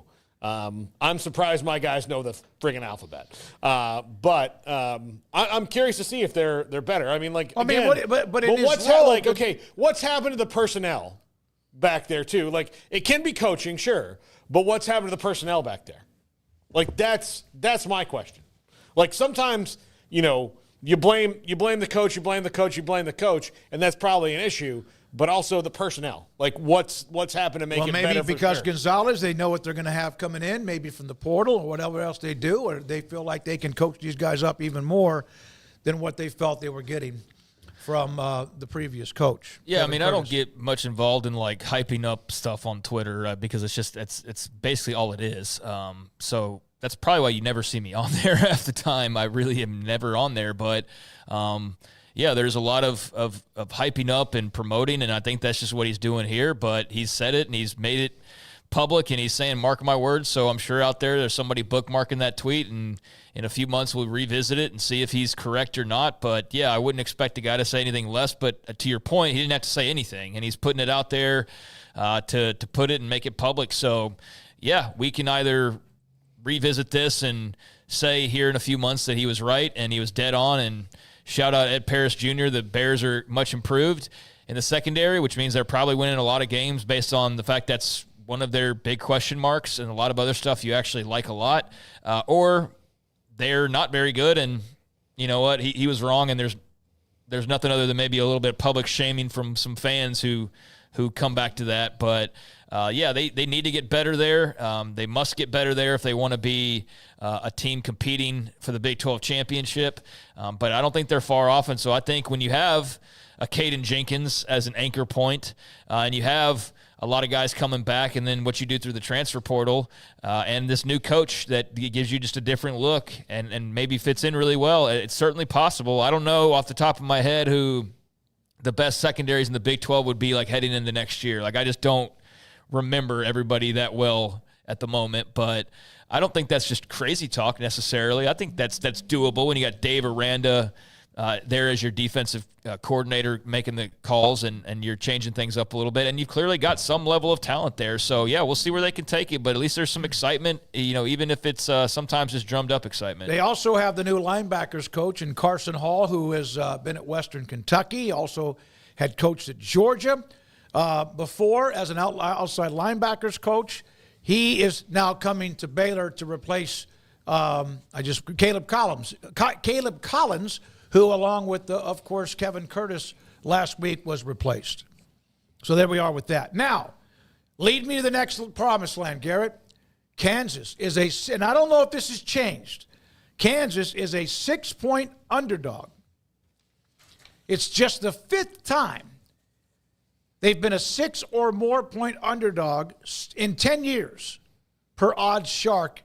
1-3 in those previous 4 instances. That's from Michael Swain, who covers KU for 247. It's down to 5.5 All right, as of right now. So that's right back. That might take it down. But Iowa State's really, really good. But one note before, Paul, you talk about what a comfortable night you're going to have watching that game. Milan Momcilovic is out and might be multiple games for what is a non-dominant hand injury. This guy is just really good. They got so many senior-laden players, a veteran experienced team, and shoots 48% from 3, 12 points a game. And according to Chris Williams, is going to be maybe a month and a half or so type not able to play. He's a good one. That game is tonight against Kansas. Yeah. I feel bad for Bill Self because if they don't win this game, he's going to get a phone call. I can tell you that right now, and I know how that goes. But your wife has direct access to Bill Self. I mean, like she'll have it. She is she's like the guy stalking Caitlin Clark. She's not going to get near him. Yeah, probably not. No, I'm fully well prepared for an uncomfortable night and work on that all smoky stuff. Well, just go upstairs. I'm going to have to say, hey, I got to do this. No, I know I really want to watch the game from beginning to end, but that's not going to be allowed in the house because I've got such a great fanatic fan in there. But you know what's funny to me about like being with like Kansas fans? They're very knowledgeable at basketball, and they're all pretty upset at Bill Self's rotations right now on who he's playing and what he's like. He could very easily go 4 guards, but you can tell that Bill Self is not a guy who likes 4 guards. He likes big dudes. He likes playing Hunter Dickinson and KJ Adams at the same time. If he could figure out a way to put Badinga in there at the same time and have 3 bigs and 2 guards, that's what he would do. And it's just those guys. You know who used to do that until Tristan Clark got hurt? Scott Drew. Yeah. And they changed everything. I think that's part of the reason he didn't want to do it. It's always worked for Bill. So we'll see. I mean, they've got some very talented guards on the bench that they're not playing very much. AJ Storr hasn't hit yet, but here's the thing I can tell Kansas fans. They did all this before with Remy Martin a couple years ago, and then they don't win the title without him. So Bill's got a proven record of learn my way, and then later on it's going to pay off. So if they can navigate a difficult Big 12 schedule and still come out on top, which they probably will, they'll probably find their rhythm. But right now, Kansas fans are frustrated because they lost that game to West Virginia at home, and losing in the fog is a mortal sin. What a great win for the Mountaineers, though. What an incredible I'm glad you brought that up, Paul, because I didn't think you would. Yeah, they lost there in the fog, and they've lost the other 2 games on the road and not been great in those 2. So we'll see. All right, let's also Iowa State will be fine with Milan Momcilovic. He's really good. Now it's a hit, but they're really deep and very, very good. Well, it's the 2 best teams in the league on paper, so this ought to be a hell of a matchup. I mean, Houston's in that conversation. Arizona might be before shade back. Arizona potentially, but yeah, these are the top 2 teams, and so that's a big one tonight at Hilton Coliseum. Imagine that'll be a raucous atmosphere, and we start to make this transition from college football season and even the NFL to pretty much college basketball and the NBA for the next 2 months outside of the NFL playoffs. So, yeah, it's definitely a hoop season. Got also tonight, number 10 Houston hosting West Virginia. They are like 15-plus point favorites in that game. But TCU hosting Utah and also Colorado hosting Cincinnati. So, yeah, 3 ranked teams in action tonight with the KU and Iowa State and Houston. I don't quite get Cincinnati, man. They were as high as 16. Back, by the way, Arizona 5-0 in the conference, and they've beaten 2 ranked teams in Cincinnati and West Virginia. Oh, and last night Baylor. They beat Baylor, who was hanging on by dear life to stay inside the top 25. So, Baylor's lost how many games now? 5? Is it all of them are losses to teams that are in a quad 1, but they're not racking up much inside that quad 1 because the win against Arkansas doesn't mean anything because they're not very good. The win against St. John's is a nice win, but I'm not sure yet if that's a quad 1 win. But they are average right now. I think they're somewhat average right now. Yeah, St. John's is pretty good. They played a very hard schedule, but I don't know. I think there's some real concerns about this team. Absolutely. Though. Like they are not, like, especially when they started off, and I'm not the biggest hoops fan in the world. Y'all know that, but I don't know exactly what expectations were other than just sort of, running it back to where you've sort of been these last few years of ultra competitive, competing for the Big 12 championship. It's too early to say they can't do that, but it does feel like this is a team with just some, like, square pegs, round holes, or maybe pegs are missing. I don't know. How would you categorize it? Because it just feels like an odd fit of... It seemed like to me they have guards that don't want to attack the rim, and I don't know if that means that they don't want the contact or they aren't comfortable. It just seemed like right now...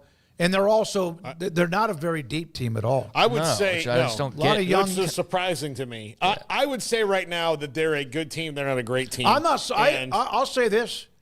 It would not surprise me unless something turns on that loves it, never know if he's going to play.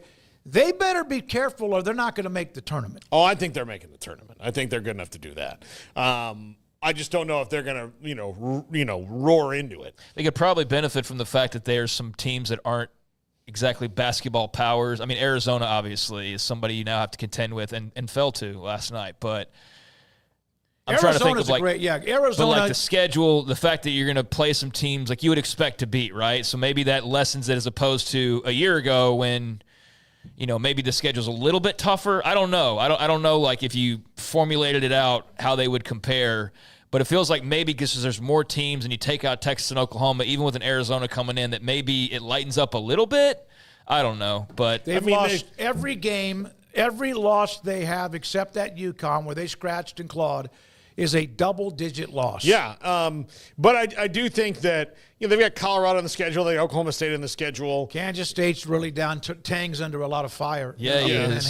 So why aren't you chirping about him? They only have to play them once, which is good. That's what I'm saying. Is like it opens up the schedule to where you're not playing Texas twice and you're playing. They get Utah again, and Utah's not very good. That's so like what my point is. Yeah, they better not play with their food. No, I'm not saying that, but I'm saying if they do have to, like I think if there's a saving grace, it's that the schedule may not be as difficult as it would have been in most other years. So there is that. That was a good win for Arizona. It's great to see them as a part of the league. It's very strange. Like it's one thing in football, it's another thing in basketball to see like, oh wow, that's what you wanted was an Arizona. And they do sadly have to play them again, but that will be here. So and look, Coach Drew says it all the time. He said it last week when I talked to him. He said, the goal is you steal a few on the road, you protect your home court, and then everything works out fine, and then you go to the tournament. Yeah. Like that's got to be the plan of the Big 12. And he said that's your baseline, right? Is win your home games, steal a couple on the road, and then if you get better than that, then that's the cherry on top of the sundae. But the baseline has to be that. So they can't, going on the road and losing in Arizona. There's no shame in that because dear God, it's Arizona.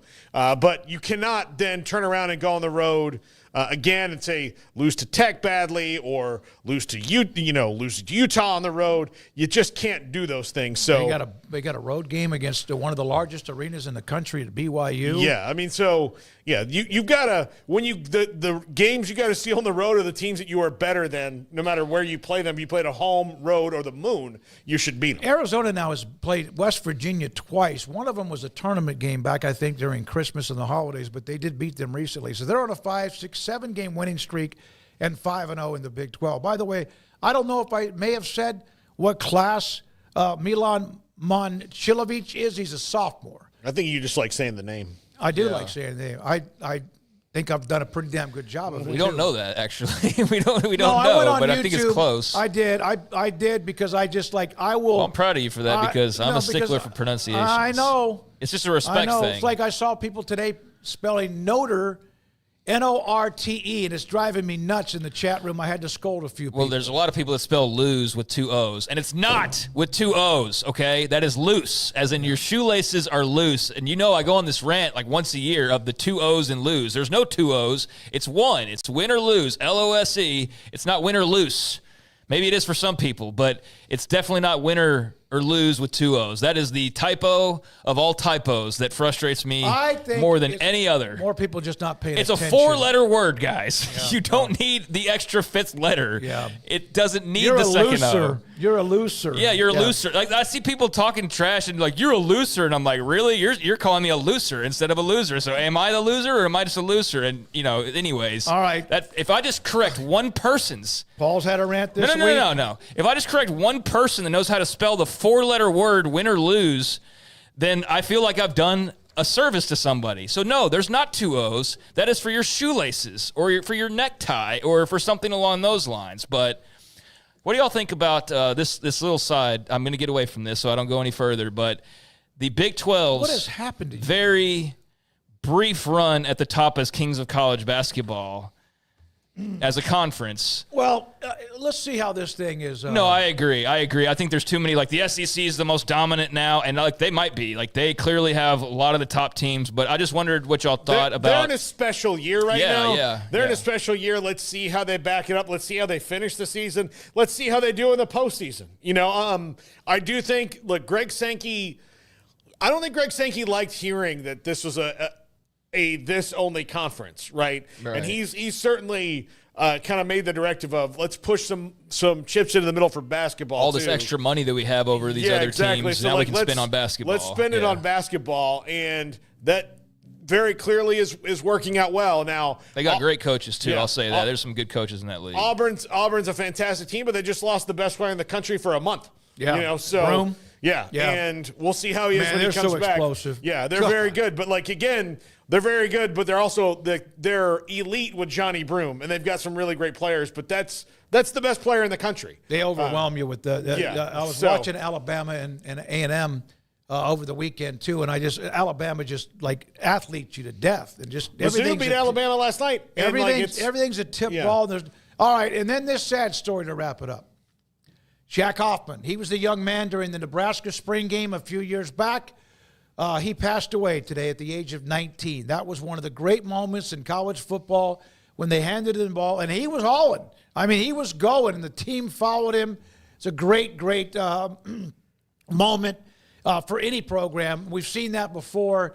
He passed away. Nebraska announced that earlier this afternoon. He was 19. Yeah, brain cancer for young Mr. Hoffman. So well wishes, prayers, T's and P's, whatever it is that you believe in. I just call it positive energy and thoughts. Definitely sending them the Hoffman family's way. And for 19 years, he definitely touched a lot of people in their hearts and minds. And so, that's sad. And good luck to his family in trying to best navigate that loss, because it sounds like it's a pretty heavy one. All right, when we come back, Paul Catalina and the top 5. Tomorrow, oh my goodness, we could have as many as 4, 5, or 6 college football analysts. We'll let you know more about that when we know for sure. Of course, I posted up on Sikkim365.com in the premium section, and this is 365 Sports. Richard Carr, Buick GMC Cadillac, they are the people that you can count on for all of your automotive needs, whether you're looking to get into a new vehicle, whether you're looking to get into a pre-owned vehicle, whether you're looking to just get your oil changed, or maybe you're like me and you've needed some body work done, you got into a wreck and you need some things fixed up like I had with my front bumper just a couple of months ago. I've been driving my car ever since I got it back from Richard Carr, and it's top-notch, driving better than ever. Wouldn't even have known that it was in an accident of any sort, and so for that I am thankful, and you will be too if you take your car over there. But it's also the New Year, New Ride Savings event, so in addition to great customer service and anything that you might need, they are sitting there with a whole bunch of 2024 cars and trucks priced to move, so bring in your trade and make an offer on dozens of new 2024 trucks and SUVs that are on the lot. Right now, that includes saving $11,000 on a 2024 GMC Sierra SLT pickup truck with a qualified trade-in. So, yeah, over $10,000 that can be saved on 2024 GMC Sierra SLTs with a qualified trade-in. They got other options as well. If you're going electric, they can accommodate you there. If you're looking to get into a sedan, they can accommodate you there. Truck, obviously mentioned that, SUV, so on and so forth. It's like a playground. If you're looking for a car, go out there and scour all the vehicles they have, and the great savings right now at the New Year New Ride Savings Event. So get your year started right with that New Ride New Savings Event at Richard Carr. Locally owned, locally run, and part of the community here in Central Texas and Waco for over 40 years, doing business in this area with a dealership that gives back to Baylor and the Waco community as a service that you can do as well. So deal with the people you can count on right now and take advantage of some great deals over at Richard Carr, Buick, GMC Cadillac.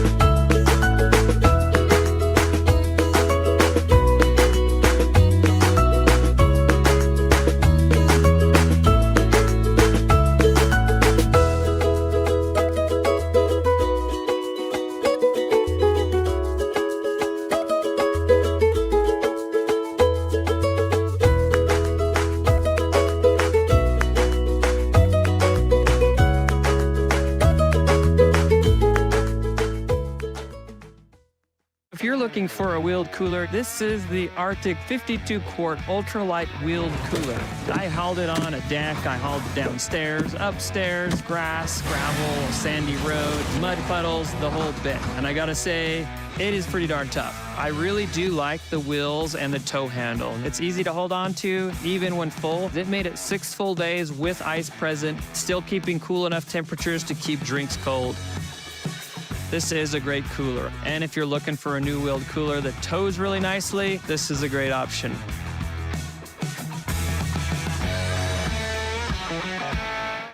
If your business is like most, you need things done quickly. But if you're still tying your critical applications together on multiple shared public networks, you've probably been feeling the slowdown. And that's no good for business. A private UPN fiber network can get you and your business moving at the speed of light. Whatever you need, we can build it. Internet, Metro Ethernet, Waves, dark fiber. We deliver custom private networks and are focused on business customers only. Our next generation 100% fiber optic infrastructure offers you low latency and ultra scalable bandwidth with speeds up to 100 gigabit to run your critical applications. Your connection won't be limiting your performance anymore. It's diverse and scalable, so it can grow and change as your business grows and changes. And with a secure carrier-grade private network, you'll have all the reliability you need. Contact UPN today to learn more. Fast just got faster.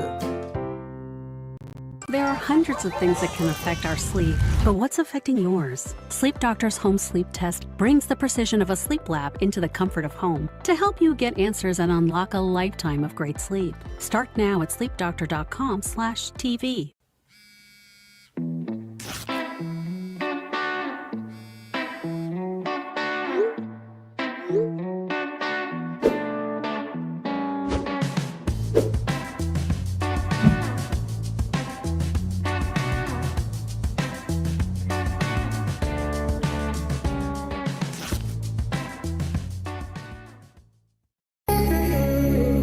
It's time for Paul Catalina's Top 5, brought to you by Texas Beef House. Where's the best beef in Texas? Your house when you order from Texas Beef House. Unleash the flavor of Texas raised Wagyu. From our pasture to your plate, TexasBeefHouse.com.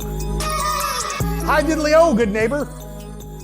I don't know why I'm in a home improvement mood today, but I guess that's because we are finding out what things need to be fixed in the college football playoff. Yesterday I talked about what the haters got wrong. Today, well, let's see. What can we fix? Let's get under the hood. Let's walk around the house. Whatever metaphor you want to use is fine with me. Depends on what you do. Number 5, the New Year's Six needs no part in this. And yeah, I picked the Rose Bowl because I quite often hate on the Rose Bowl. Beautiful stadium, beautiful venue, but this whole thing's about a parade, and I really, really hate that. My personal vitriol towards parades aside, the bottom line is having the New Year's Six games in this just made it worse. You had stadiums that weren't full. You had fan bases that had to travel a lot. Look, if Texas had won against Ohio State, they would have had to go to Atlanta every other week for 6 weeks. That's dumb. Play these games on campus until you get to the final. Yes, I know we have these New Year's Six Bowls and they're part of the contract, but when you make the next contract, it's time to sit down and say, this is what the future is of the sport and not the past. It sucks. The Rose Bowl, the Cotton Bowl, all of them have had some great history. But the bottom line is, for college football to take a step forward, they need to stop being held back by things in the past. Number 4, a real look at the value of conference title games. Now, I'm not saying get rid of them altogether, but Notre Dame doesn't play in one because they're not in a conference. Ohio State didn't play in theirs because they came in third, and they're both in the championship game. So outside of seeding the tournament, what advantages do these conference championship games have? We need a real look at that, and if the answer is just, well, they make us more money, I don't know if that's good for everything, but if that's the answer, that's also why they're going to stay. But if you want to make it better, take a real look at the value of the conference title games and then reassess. Number 3, golly, I'm going backwards. More networks. Tim Brando was on the show last week and talked about this. Now, part of this is probably Tim Brando would like to get a crack at doing some of these games, which he should. He's one of the best. But the NFL is all across. And they're even going to, like, Netflix is going to get involved in this. We saw playoff games this last week on NBC, ESPN, CBS, and Fox. And I guess ABC in there. And Amazon Prime. Throw Netflix in there down the line because that's going to happen too.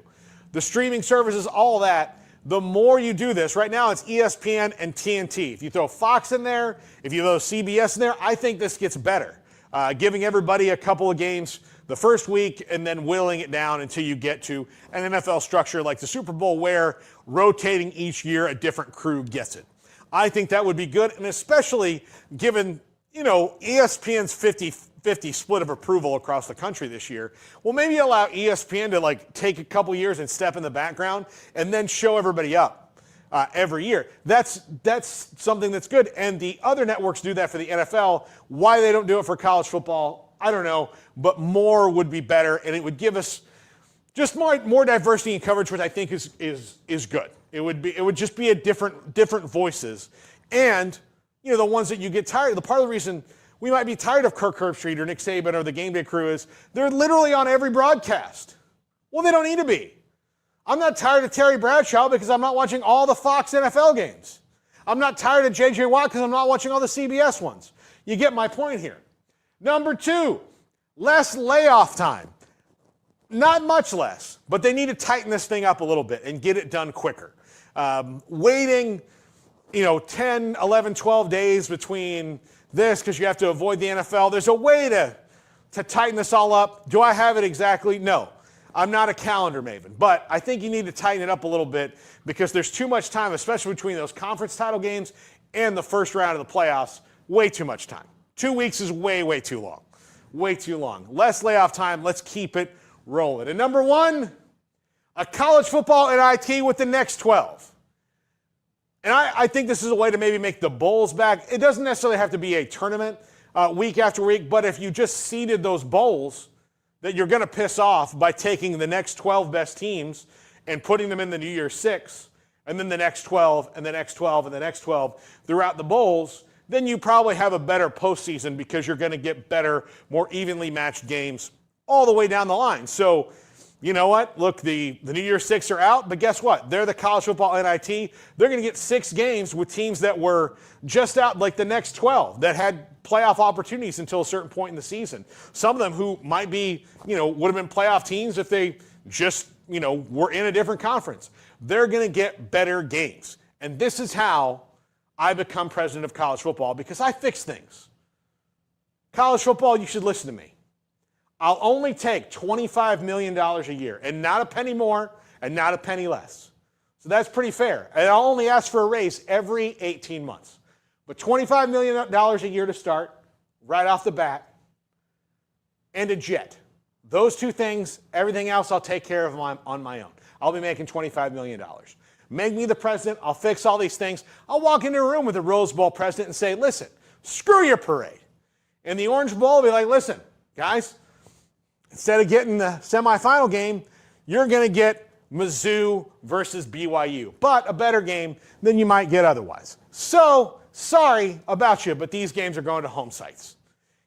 That's what I'm going to do as president of college football. Yeah, I'm throwing my hat in the ring. That's the thing you got here on Wednesday. Paul Catalina for president of college football, right now, not an electable position. But if it is, I'm throwing my hat in the ring. Maybe I'm a fringe candidate, maybe I'm not, but that's what's going to happen. This has been the Top 5. See you tomorrow. All right, Paul, thank you very much. By the way, the 2025 class, the College Football Hall of Fame class, has been released. 3 names that jumped out: Graham Harrell, former Texas Tech quarterback; Michael Huff, who was huge in that play that stopped Lendale White on 4th down in the national championship game for Texas; and Steve Slayton.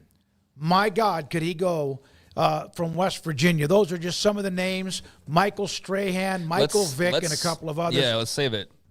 We can talk about it more in depth tomorrow. We have so many guests tomorrow, we're not going to have time to talk about too much. But also, Paul, your buddy Urban Meyer and Nick Saban. Well, look, he won a bunch of national titles, so he deserves to be in there. Yeah. All right. It's not the Hall of Fame of cool guys. Next time you see us tomorrow at 3 o'clock, Garrett, great job weaving in and out of everything. Andrew, thank you for being here. Emery Winter is editing up 365 Sports tonight at 10:30 tonight on the CW. For Craig and Paul, I'm David Smoak. Our great sponsors, thanks for your time. Good night, 365 Sports.